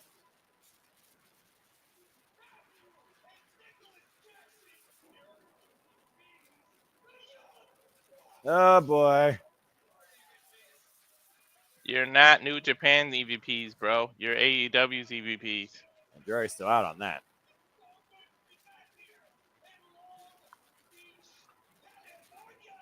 Again, there's home turf, too. So, again, polarizing crowd. Stop kissing ass.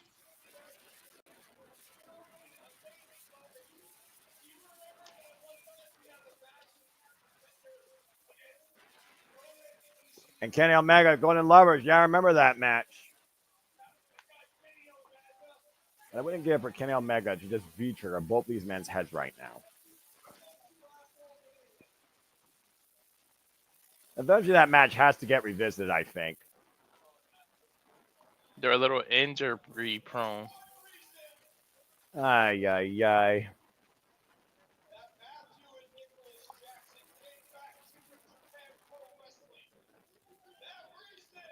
What reason? The NJPW tag titles, maybe?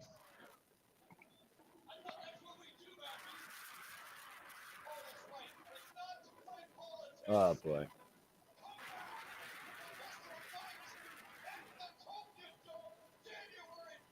I pray, Great Old Khan, you find a partner. I don't think James is going to want to be on that call now. They want to be IWGP Heavyweight Tag Team Champions one more time before they retire.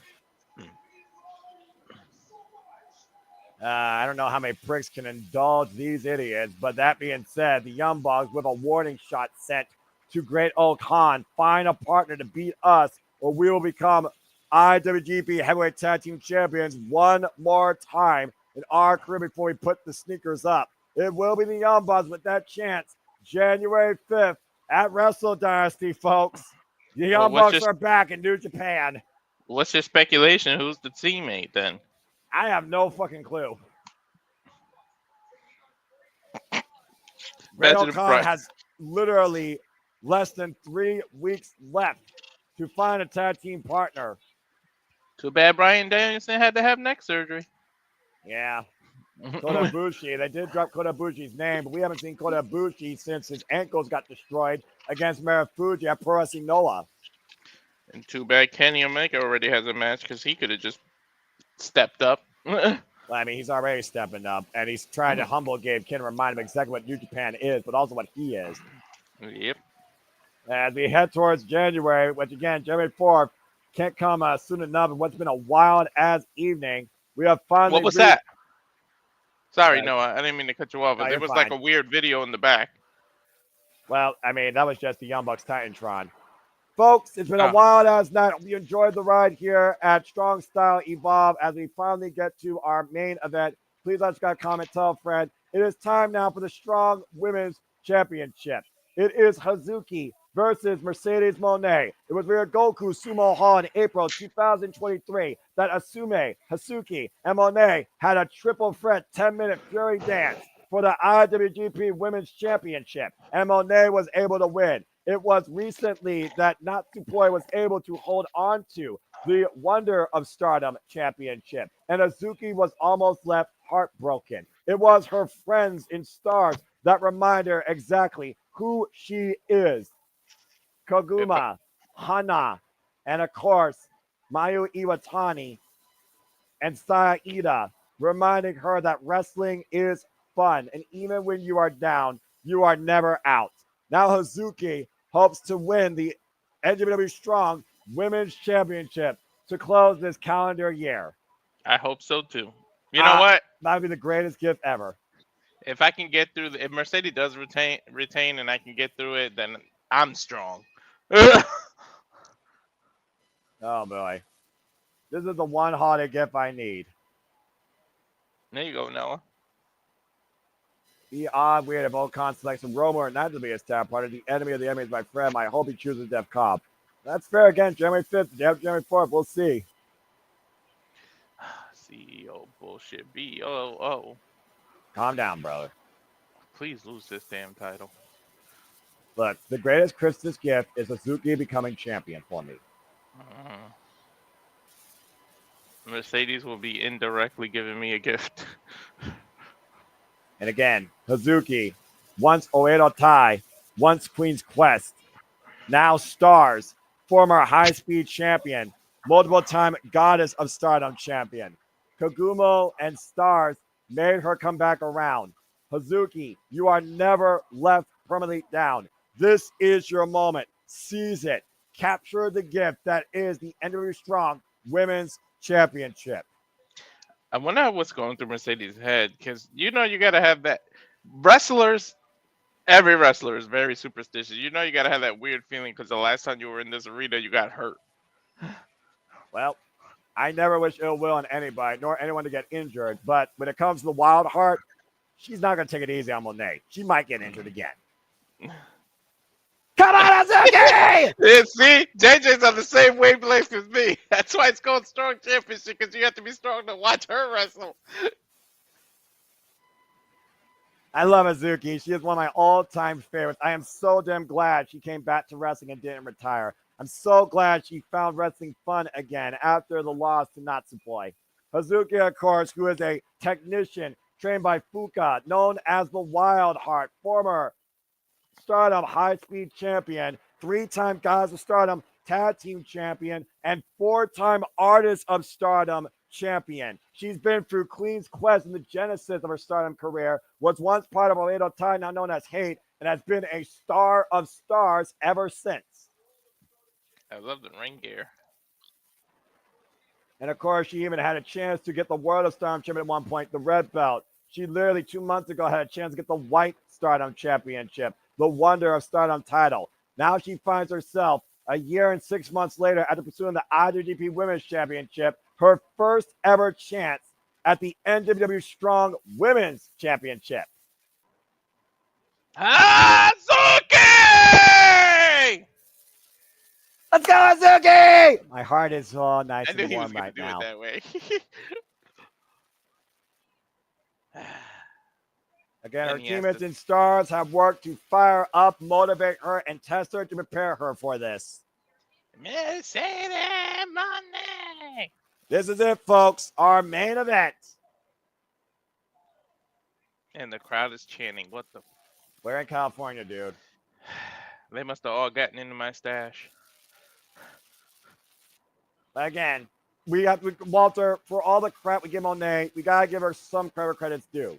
Oh, her last match. It might have been the match of the night in the last pay-per-view. It might have been the match of her career since who knows when, if we're being honest.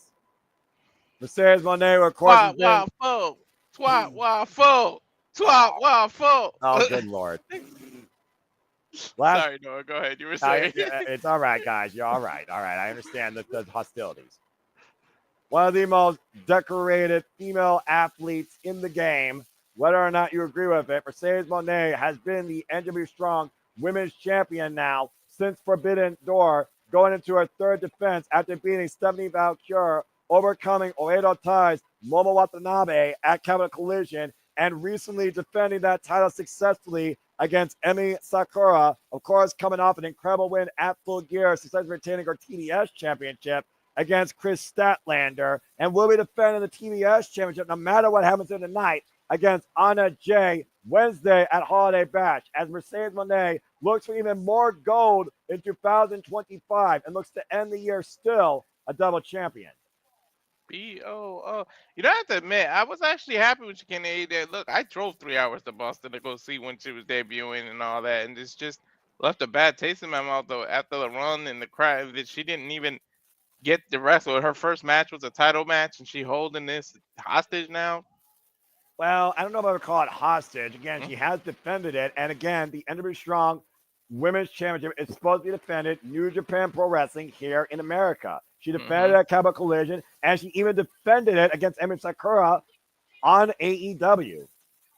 I do like the purple outfit matching the title, though. And again, for Mercedes Mone, this is a real test of redemption. The very stage that she got injured. She's got to get over those inner demons and thoughts now. And she wants to make sure she once and for all puts away the past right here tonight in the main event of the Pyramid. I hope the past bites her in the ass.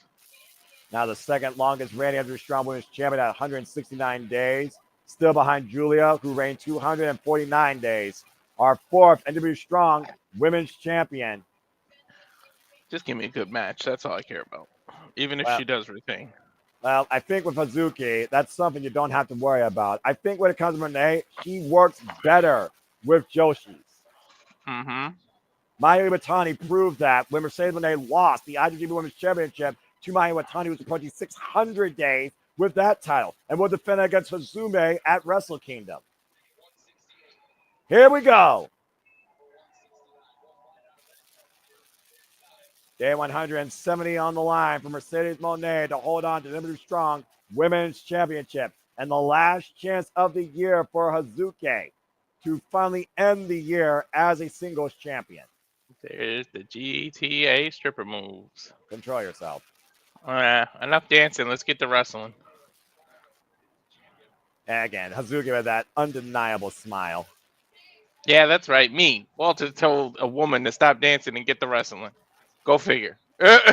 Even Walter can be mature, folks. Again, a first time ever main event, a first time ever singles matchup. And of course, Hazuki has not been champion since losing the Gaza Stardom Tag Team Championships alongside Koguma earlier this year, back in June. Their last run was for 55 days. All right, here we go. Stiff will tie up. Stop trying to get the crowd into it, Mercedes. You're from Boston. You're not from California. And Hazuki loves to use an atomic bomb, a diving seating senton, a sleeper hold, and a burger drop brainbuster in her arsenal. She also can catch you real quickly as a former high-speed champion in the Hazuki roll, a modified inside cradle small package hold. And Mercedes likes to use the, what is she calling now? The bank statement? Or what Mone is it? statement. Mone statement. That Gore bomb, basically, into a sidewind flatliner. Also has submission moves in her arsenal. We saw her pull out some crazy moves their last pay-per-view. Well, again, she said herself she never faced an obstacle like Chris Statlander. Chris Statlander pushed Mercedes Mone to her absolute limit. And it was the first time Mone won cleanly with nothing but simple wrestling awareness. So credit where credit's due. She definitely earned some of my respect back that night. And it also continues to prove that Stat's where it's at, damn it. And of course, Chris Statlander awaits the winner of this Wednesday's Holiday Bash for the TBS Championship. Nice shoulder takedown there by Hazuki.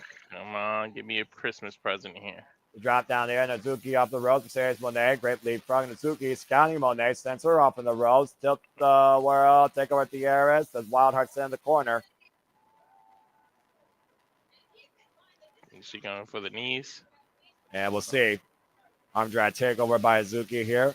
Another arm drag takeover by Mercedes Mone. Again, this is the second time ever these two women have engaged one another inside the cerulean blue. Went for the pump kick. Sidestep, arm drag takeover by Mercedes Mone.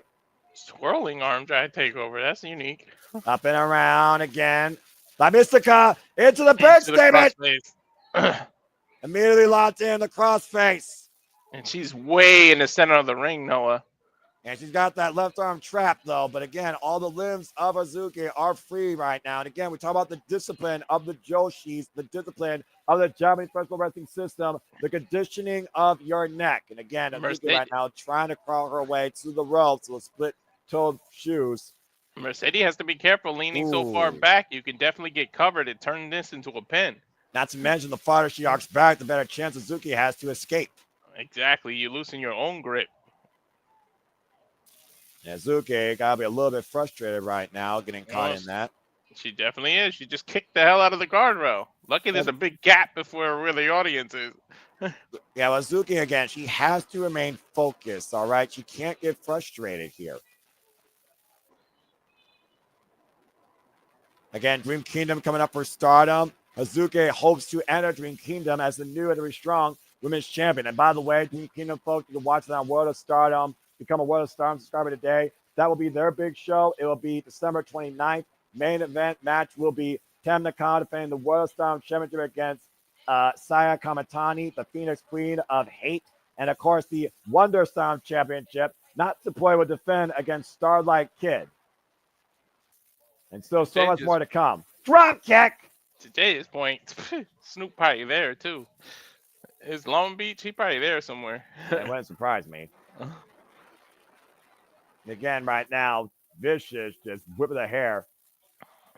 And Hazuki right now in control here. Might be looking to face watch Mercedes Mone. Of course, the last time we were here, Walter, we talked about before was last year in May, was Mercedes Mone versus Little Nightingale for the inaugural NJPW Strong Women's Championship. And not only did Mercedes Mone lose, she got injured and lost a year of her career. Whoa. Ooh. That was a nice catch. And Mone right now trying to drive Hazuki face first into the turnbuckle pad. Mat. Turnbuckle pad. It's easy for me to say. Yeah. Up and over with the knees. Ooh, driving her leg into Hazuki right now. Furious offense here. 10, 11 of them. Again, the last time these two were in the ring, it was literally Sakura Genesis and Ryo Goku Sumo Hall back in April last year. And it was a three-way. Before Mercedes got hurt and had to take over a year off. Captures the arm, and again, DDT! From Hazuki, the cover, Laro press kick at it, too, by Mone. I get a little bit more excited for each time Hazuki gets a near fall. I apologize. Yeah, me too. That the 5-minute mark passed? 5 minutes, yep. And again, this match is a 30-minute time limit. And Hazuki hoisting up Mone again. And taken down with a scoop slam. In New Japan rules, when you hit the 30 minutes, that's it, right? You just retain the title when it's a draw, right? Correct. And once again, hoisting up Mercedes Mone, fighting back, but Hazuki getting the better. Is Lara press and the cover. Kick out at two again by Mone. That was a high scoop slam. And Hazuki's got to consider how close he was to beating the likes of Maisira for the high-speed championship, the only singles title Hazuki has ever held in her career. Hazuki focusing on the back of the neck. She's got Mercedes' neck tied to the rope after she kicked the living daylights out of the back of her head. Hazuki was high-speed champion through 2018-2019 for 208 days. Look at these high knees, Noah. And snapmare. And again, the knee right now to the upper spine of Mercedes Mone. And again, to your point, Hazuki focusing on the neck of Mone. Clearly for that, as I talked about earlier, her finisher. That power bomb. Again, Hazuki right now trying to fire up herself and the Walter Pyramid here in Long Beach, California. And again, just driving her boot across the face of Mone. Now the run up. Oh! Oh! Mercedes is draped over the ropes. Yeah, she kicked her sideways with that running boot. I'll behave. And again, NJ awaits after this. So you got one Mercedes. They focus his cover by Hazuki. Gets a 2 count. Again, look for her own submission here. Looking for her own kind of modified crossface.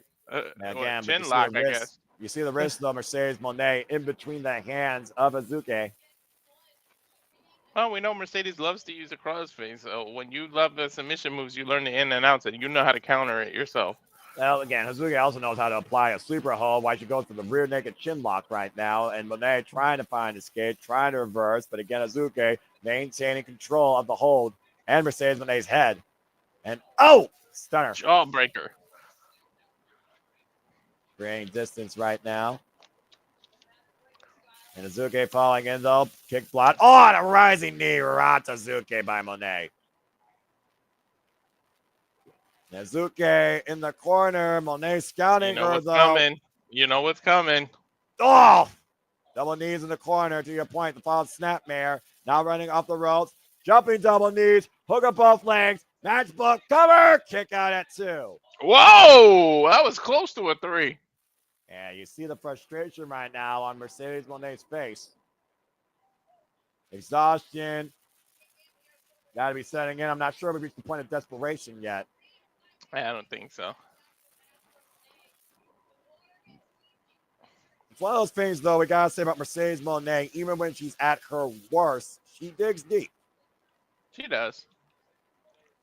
Again, literally another main event here for Mercedes Mone. Another Stardom main event. Last time she was Stardom main event, DDT! Was Draping Mayu DDT Iwatani for the and in IW the ring Women's to the outside. Championship. Yeah, literally head first on the apron. I think she took out a cameraman. Again, Hazuki right now fired up here. And Hazuki can be a little bit reckless. And that guardrail is right there, Noah. Keep that in mind. Oh, man! Tope Suicida. See how close the freaking guardrail is? That could have been real dangerous. And Hazuki is not done yet, Walter. Again, another Tope Suicida. I think she just hit head first in that freaking Zane. Go for Oh, broke, come on. man. She wants the title, right? Go for broke. I mean, hey, this might be your last chance. Why not go all out? Whoa! Trio Tope 3. Suicidas. 3 suicidas. And Hazuki got all of them. And that's what it means for Hazuki to come out tonight, the new and very strong women's champion. And again, like you said, you got a 20 count, right, in New Japan? That's right. And a confidence unlike- on Hazuki right now, fully rebuilt. And you said the titles change on the count out here, right? That's right. I would take it. And again, you figure about not only the 3 Tope Suicidas, but the DDT that dropped Mone on her head. 11. I love Hazuki and that smile. The dangerous, You know wild what? heart of Stardom. I know the titles change hands that way, but I don't think she's gonna want it. She's gonna Well, do something to again, break this count. It is one of those codes of Stardom where, you test your strongest spirit and emotions. 18, though. 18, though. 19. 19. I broke the count. And a follow-up senton by Hazuki. Unwilling to win this by count out, to your point, but also unwavered that Mercedes Mone is still in this. Oh, she took it. Oh my God! You see how far Mercedes is? Oh, I thought she was gonna climb to the top row. I'm like, you see how far you are? This is Hazuki, dude. You're about to see some crazy shit. Bring in top rope missile drop kick. Right through Mone and the cover. Lateral press and a kick out at 2. And immediately the submission again. Crossface, using her own hold against her. And trying to use her own arm in the process. Statement being made here by Hazuki looking to go to the bank. Mm-hmm. As Mone right now is trying to do anything she can. Scratch, claw, bite, literally panic, reach. And Mone right now might be on the verge of tapping out. Reversal though. Rolls through Hazuki, maintains hold, but Mone change position. Nice. And the bank statement being applied now by Mercedes Mone. Oh, Mone's statement. Look. Oh, she's even got her hair in the way and everything. Blinding her, choking her, everything. Hazuki, though, trying to roll through. And Hazuki now in position in the submission. Both these women jockeying literally for position in the submission. Just crossface at the crossface at the crossface.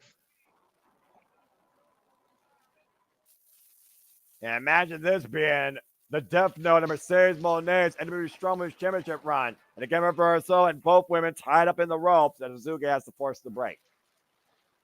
Can you imagine the irony beating her with that? There'd be so much irony in Hazuki winning tonight. I'm just saying. It's such a glorious, glorious moment for Hazuki. I know if Mercedes loses, she ain't gonna want to be booked in this arena anymore. Yeah, it'd be like literally the curse to her. It's almost one of those things, though, that the people even are believing in Hazuki at this point. And once again, Hazuki hoisting up Mercedes Moné, pausing for the brain buzzer. Moné countering though, big elbow strike. You don't want to go in a striking battle with Hazuki, Moné. I'm just saying. For anyone in New Japan, to be honest. Whoa! It's called strong style for a reason, though. Yeah, but Hazuki is a different form of strong style. She crazy. She will drive you into the canvas 25 times over. I thought she was going to go for a 619 the way Mercedes was set up. And Moné meeting in kind of Hazuki here, and both of these women are exchanging forearms right now. I hate to give Mercedes credit, but she's been holding her own, and it's one-on-one. It's clean. There's no interference, so. Hazuki right now getting the better of the CEO, driving her down to her knees as she's seated on the canvas. Hazuki, though, wants Moné's best. This is the valor of Stardom. She wants her to get up. She's hyping herself up. She wants to get hit. But again, this is the strong Openweight Championship. Mercedes licking her hands and slapping the taste out of Hazuki. And Hazuki answering right in kind. Oh, here we go. This is slap fest. It's a firefight. It's a fucking firefight. And Moné lighting up Hazuki right now. Well, and Hazuki, though. Whoa. This might be the moment Hazuki needs, but Moné trying to follow in, though. Does an elbow strike. Not sure if he got all of it. Hazuki, though, following in kind. Moné, though, up and over. And Hazuki swinging a miss. Moné swinging around. Hoist her up and around. German suplex. Uh-oh. We know what she's going for here. Tres amigos. Los tres amigos. Yep. Shout out to Eddie Guerrero. Her all-time idol. 3 German suplexes in sequence. Followed by the frog splash, usually. We are 15 minutes in this match, by the way. We are halfway through the time limit. And Mercedes Moné once again in firm control. Hazuki laid out down in the drop zone. She might be looking for that frog splash. Hazuki right in place, too. The current Strong Women's Champion looking to fly and ascend to further Stardom tonight. Massive frog splash and the cover with the leg, and it's not over. A little too confident with that cocky ass pin there, Noah. And again, immediately going back to the submission, crossface locked in. I give her credit. She didn't get flustered as she kicked out. She just immediately transitioned into a submission. That's smart wrestling right there, Noah. Yeah, right now you gotta wonder again, the breathing compromise of Hazuki, and when not diver on those German suplex, she crawls her way to the opposite side of the ring, it feels like, to catch a break. Or get back up to her feet, get her leverage. Oh, look, Hazuki back on her feet, backing her into that turnbuckle pad. Yeah, able to break the hold for the moment here. It's been a hell of a match so far, Noah. Would you expect anything less when you got Stardom involved? And Mercedes Moné, what is she looking for here out of the corner? Driving Hazuki face first, the turnbuckle pad. I think Hazuki's going to flip and take her down with her legs. Now she's tying up the legs now, and Mercedes Moné perched on the top turnbuckle, and this don't look good. Again, those elbows. Superplex or Hurricanrana or something. Wait a minute. Whoa, Jesus! And the Wild Heart is fired up! Hazuki driving that farm into the back of the head of Mercedes Moné. I know my gimmick is to count those, but I lost count. All right, face to face. Is she gonna bite her? I don't know. I told her she's going headbutt. Hazuki made her look at her eye to eye and knocked her lights out with her head. The ref checking on her. Is she gonna do a jumping hurricane? No, superplex. She's calling for the brainbuster. From that height. And it's dangerous to Dangerous call your spot. shot. Oh, dear God. There's not movement. Got it. Both women crash and burn. We're going to have a She's new in champion. She reaches over the cover. Shoot the half. Too much time elapsed. Cover. 2. It's not over. Oh, wait a minute. I don't think she was able to take advantage, Noah, because she hesitated. If she would have pinned immediately, Mercedes probably would have went down. Yeah, but think about how much that took out Hazuki on the way down, though. She's got her trapped in the crossface. Now we're looking at that sense of desperation on Hazuki. How determined is she to win this? She is ranking on that neck, too, Noah. And now trying to trap the arm, prevent the break here. And it's locked in deep here. Mercedes Mone right now in a world of trouble. Will she tap it? Will she find with the ropes? Will she reverse the pressure? And the shoulders are down. Shoulders are down. Deep hook. And Hazuki able to counter again. Changing position, but Mone able to force the break. I don't think the referee notices. Yeah, the ref notices now. Mercedes trying to tell the referee that my foot was on the rope. She was pointing at her own toe. Well, the thing is, toe's one thing, foot's another. But either way, you break contact with the ropes and the canvas. That's a rope break. Uh-oh, now it's Mercedes in the drop zone there, Noah. Well, Hazuki, she's a bit of a risk taker herself. You followed her career. 450? Loves to go for that diving senton. Or diving seated senton. She's taking too much. I think Mercedes might move. We'll see here. Hazuki in the driver's seat. Again, we got less than 15 minutes left. And Hazuki from up high. Oh! I knew it. She took way too much time. That diving seated senton, the atomic bombs away. Crashed and burned and missed its target. Mercedes looking around and realizing right now she has a chance here. Sunset flip. Oh, man. Didn't get all of it, I think, as she missed the turnbuckle pad. But Mone now once again fired up and driving those knees for Hazuki in the corner. And it might be academic at this point. Mercedes Mone perched up on the second rope inside Hazuki to her feet. Drops the knees. Cover. 2. It's no. No. 20 minutes in. 10 minutes left. I think this is the match that's come to the closest amount of time to the limit. Yeah, I think you're right. And Mercedes Mone thought she had it, but Hazuki, again, that wild heart still beats strong. Deep reserves are being pulled out here by both these incredible athletes. Crowd chant, this is awesome, and I absolutely agree.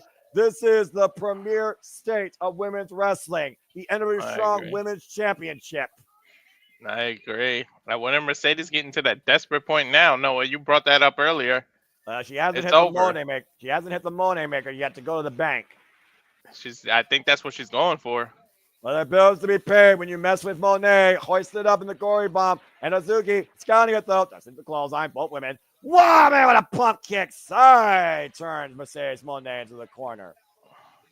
And Mone on spaghetti legs her. And Hazuki looking to fall again. Runs in with the elbow. Ooh. Hazuki. This is what she was going for earlier, Noah. Again, trapping Mone right now. The CEO literally stuck in the higher office. And Hazuki. Oh! That's like her version of the Oblivion almost. Yeah, second rope code breaker of sorts. And Hazuki, once again, might be looking to hit atomic bombs away. She's going to hit diving seated senton. Can she hit it this time? Are we on the verge of a new and strong women's champion? Got hit it. She hit it. Shoot the half. Go for the cover. 2. No! Oh, my God. I can't believe she kicked out. I got to give Mercedes credit, goddammit. Tell Hazuki it isn't so, but it is. The CEO still lives.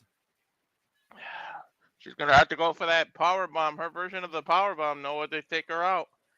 Again, she's got to change strategy at this point. What does it take to win, Hazuki? What does it take?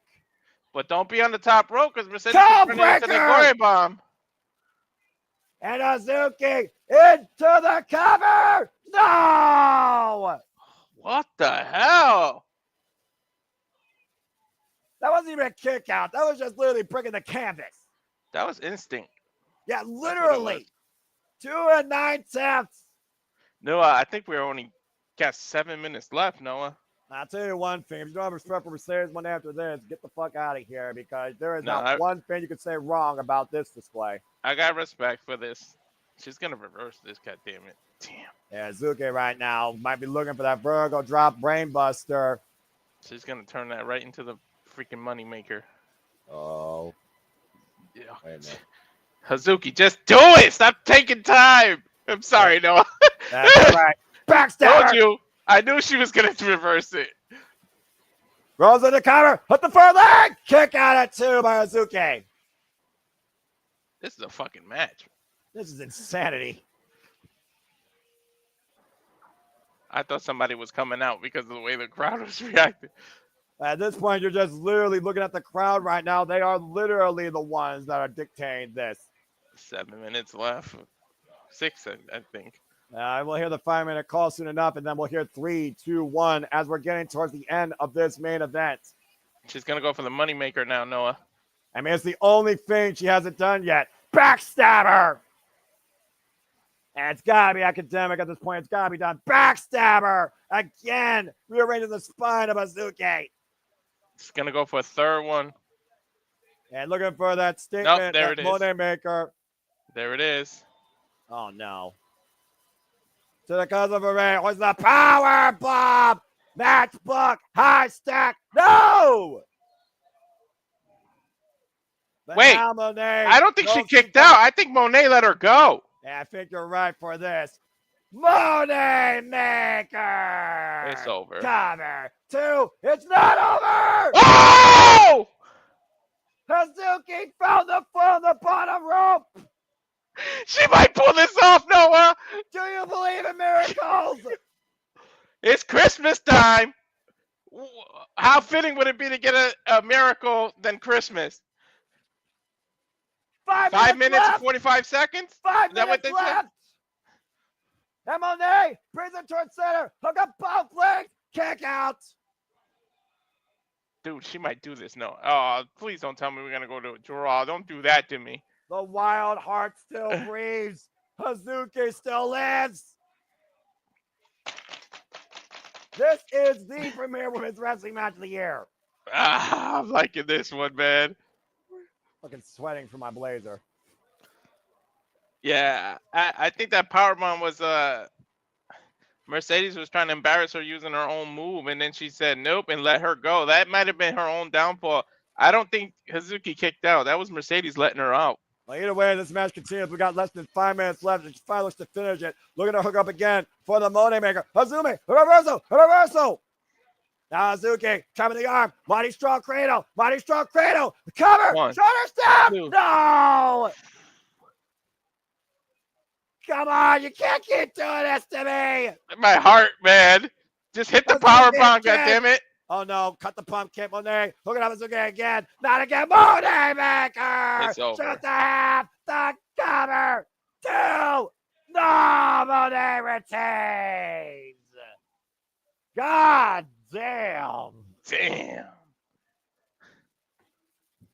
Woo, woo. Whew. Damn it, Monet deserved that one. She earned that one, no doubt about that. Fuck, The I hate wild to heart admit kept that coming shit. back and coming back and coming back, nearly giving us all a heart attack. But at the end of the day, Mercedes Mone somehow found her way to the bank and won. It took 2 Mone makers to put down Hazuki, but Mercedes Mone is still NJPW Strong Women's Champion. And it truly is a full circle moment. The place that she got injured to become the inaugural champion returns home 1 year and 5 months later, current champion and winner in the main event. Noah, let's go. Let's go to the trailer and come back so we can digest a little bit and come back with the simple summary. I just want to see before the show goes off the air. We'll do that Yeah. in a moment because, again, Yeah. gotta get credits due. Hazuki, again, an incredible, valiant effort. A star mega performance for this rising star of stars in stardom. But the The hell is wild he gonna- heart will have to resuscitate and reevaluate herself after this, as she still is not a singles champion. Did she get a bag of ice that fast? I mean, again, she got dropped, dude. And it looks like Mone had something to say. Let's see if someone comes up here. Great. Oh, Don't no, ruin your okay. performance with talking. I mean, she has to, dude. I mean, it's traditional in NJPW. The winners always talk in the end. My God. Yeah, bring Snoop Dogg out and let's chill. I don't know. We need Snoop Dogg for this. Unfucking believable effort, though.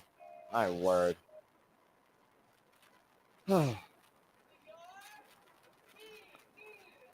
Somebody's gonna come out, I Yeah. think, Noah. I think you're right. I mean, it just seems tradition, right? But you do wonder who's next to challenge for that title. I wonder. It's going to be Stardom. It's going to be AEW. It's going to be CMLL. Is it going to be something else we don't expect? Oh, Jesus. She's gonna talk about her injury. Well, I mean, literally, she talked about before even in her song that injury that happened right here in the pyramid.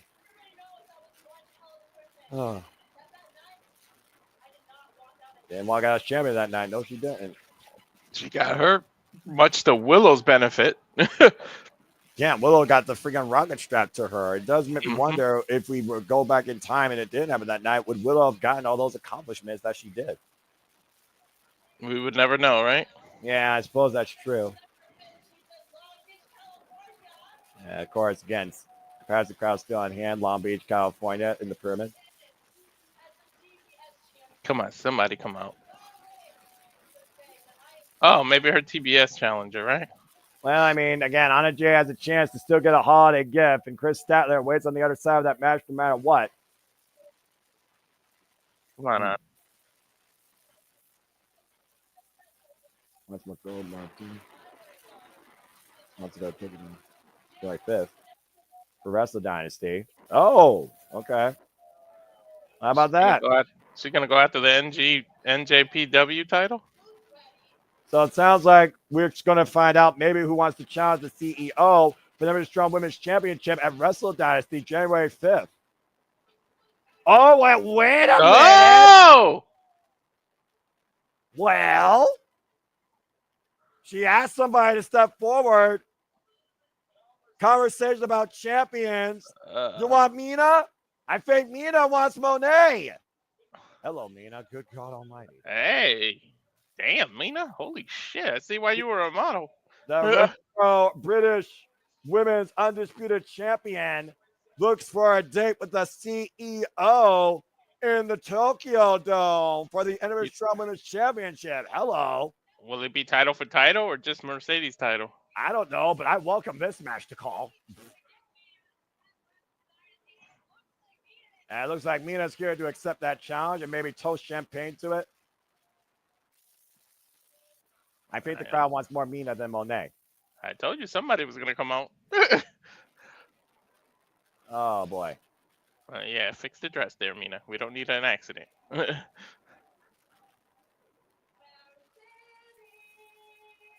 Hello.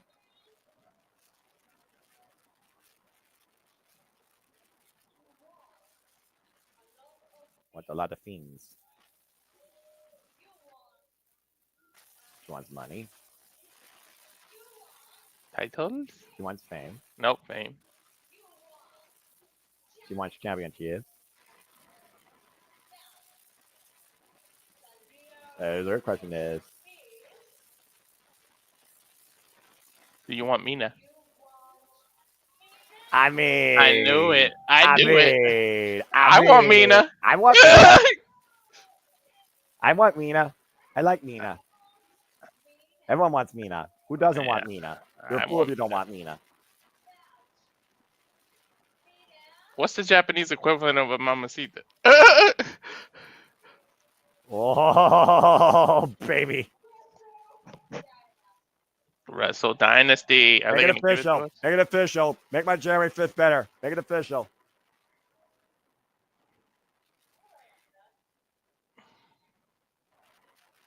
Yo quiero Mina. Fuck Taco Bell.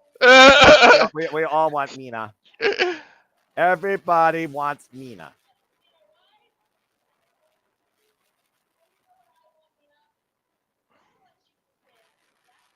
I told you it might be title for title, Noah. What? I told you, Noah. Ooh.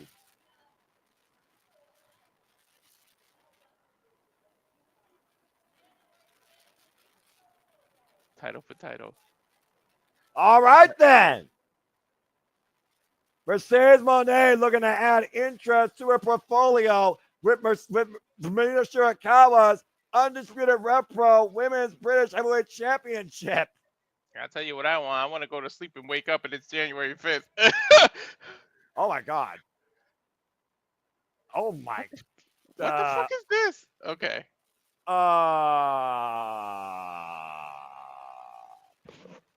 Walter? I'm being respectful today, Noah. Well, anyway, Can we go to the trailer now so we can digest this? Mina Shirakawa, Mercedes Mone, title for title for Wrestle Dynasty. Jesus Christ, that was that tie's getting a little tight now, Noah. No, I was just fixing it. I don't know. Just Anyway, stand up. Please. I said I was sweating earlier in my blazer. All right, just saying.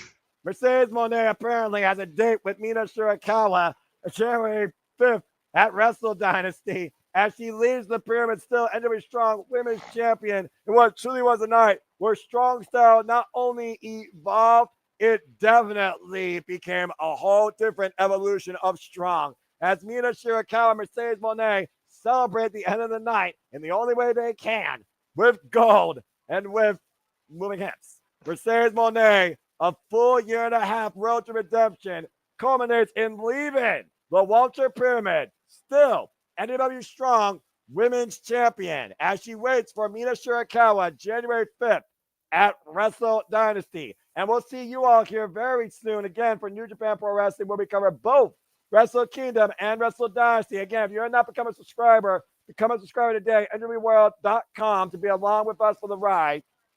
And check out the Road to Tokyo Dome, the two shows in Corrigan Hall that finish out the year on NJPWworld.com. Your last previews of Wrestle Kingdom. And stay tuned for us this Wednesday covering Holiday Bash, where Mercedes Mone will defend the TBS Championship against Anna Jay.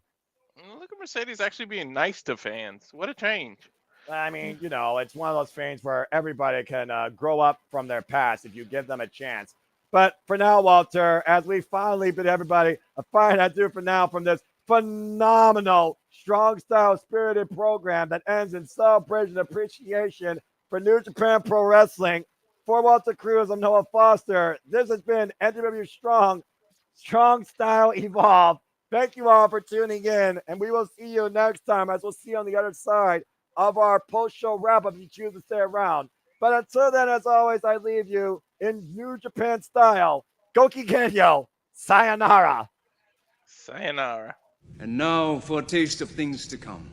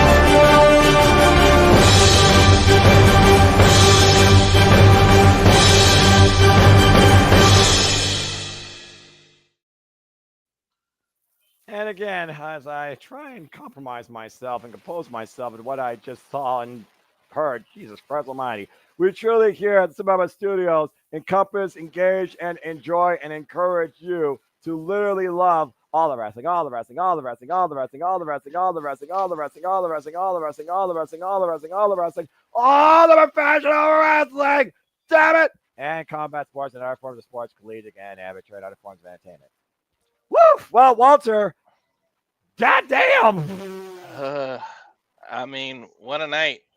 Wow, Yeah. that man looks like Paige right there. Holy shit. And again, get a picture in front of Cerulean Brew. This is New Japan Pro Wrestling, the king of sports, the king of sports streaming, the strongest form of in-ring competition, wheeled on by strong spirits and fighting spirits. And everyone's just all right, dancing well, right now. So we added this, so let's yeah. do the simple summary. Let's breathe it all in. Obviously, I'm going to start at the minute. 2 pay-per-views in a row. I have to admit, Mercedes stole the night. She literally, her and Hazuki, excuse me, Hazuki stole the night, like literally. And they went the longest out of everybody. That was the closest that ended up being in a tie out of all the matches. I don't think I've heard the 5-minute call for any match except that one. You can correct me if I'm wrong. Yeah. See. Then the next match, I think the 6-man tag was off the hook. The fact that I actually like the ending more than the match. I mean the aftermath, the shenanigans after between Zach Jr. and pronounce his name for me. The semi-main tag match. No, the 6-man, the Zach and Zack Sabre Jr., Shane Hayes, and that dude Tito versus Shota Umino, Fred Rosser, and Philly Tom Lawler. Yeah. So, and then the fact that I'm going back to the main, but the fact that we're gonna get beat up, Mercedes title for title, and I call it like literally. Hold on, let me just show this. What are you doing? What are you doing? You see? What are you doing, Walter? What are you doing? Just look at that. Yeah. Hello, Mina. Jaquero Mina, like I said for Taco Bell, but we want Mina. We're gonna get Mina January 5th. My heart is very happy. I mean, New Japan knows how to. Thank you for introducing me my first. Yeah, what an introduction for you. And again, I haven't done this for a long time because I have no voice, but this show, top to bottom, deserves the moniker. Mm-hmm. This is professional wrestling. Damn it!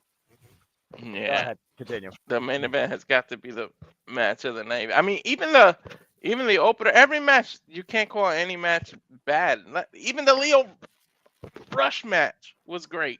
Yeah, it was a Hechicero with that modified, almost like a guillotine, a head scissors like takedown. That was crazy.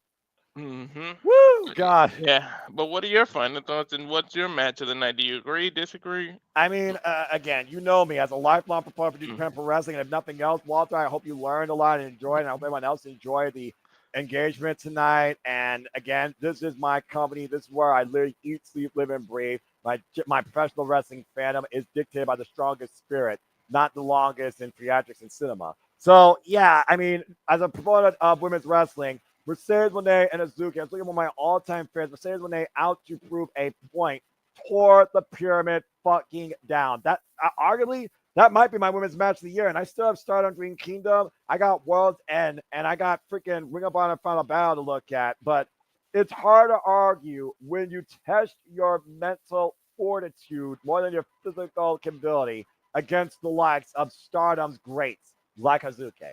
Hazuki, again, keep your head up high. You will be a singles champion. You gave Mercedes Mone what she needed tonight. Damn good stuff. I need her versus Chris Statlander now, though. And then as far as afterwards with Mina, I mean, yes, please. And Jesus Christ almighty, she can get down on the dance floor. But yeah, and then the strong title was a great test of spirits despite the War Dog nonsense. Again, we had Oiwa. If he would have hit the grip, I think we would have had a new NJPW strong champion. I really, really do.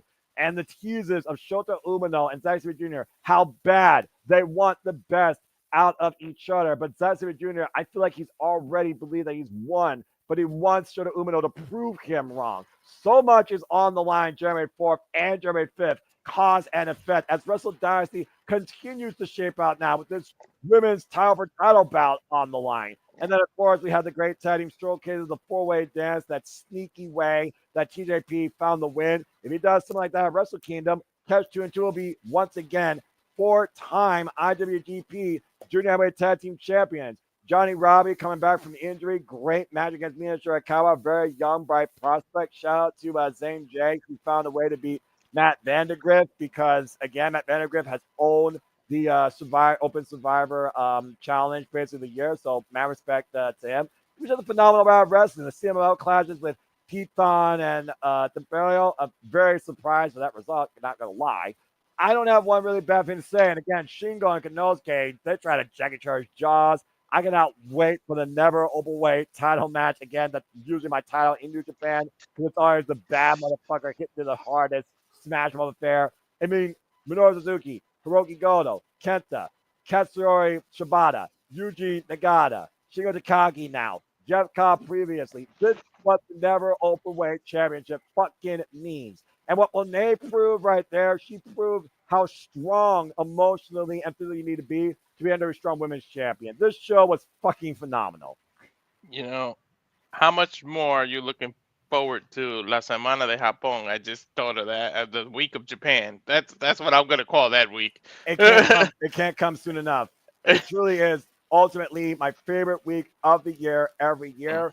And this year, with the new edition of Marigold, that isn't even a year old yet, and the addition of the first ever Wrestle Dynasty, where 5 wrestling companies are going to be presented, that week cannot come soon enough. Get me to start on Dream Kingdom, and let's kick off the new year with Japanese professional wrestling, damn it. Thank you for getting me to subscribe to this, because you're welcome. I'm definitely keeping this, and thank everybody who stayed and watched this. It's late on the East Coast, so, and we already did the trailer. We don't need to do shills, man. We are after Saturday, after yesterday, we could just sign us off. So go ahead and sign us off, no, as you can, because it's getting late. We don't need to keep people any longer. It's Monday, and you know what that means. Here shortly, folks. You guys got work. The kids got to finish off school. So in simple New Japan Pro Wrestling, Kenny Omega cleaner fashion, it's been fun. I nearly lost my voice. I got to get to sleep. So I must bid you a fine adieu. So until next time, in my own simple way, make a positive impact in life and have a good night. Gokigenyo. Sayonara. See you Wednesday night for AEW Holiday Bash. Have a good night, folks. Sayonara. Oh my gosh. That was fucking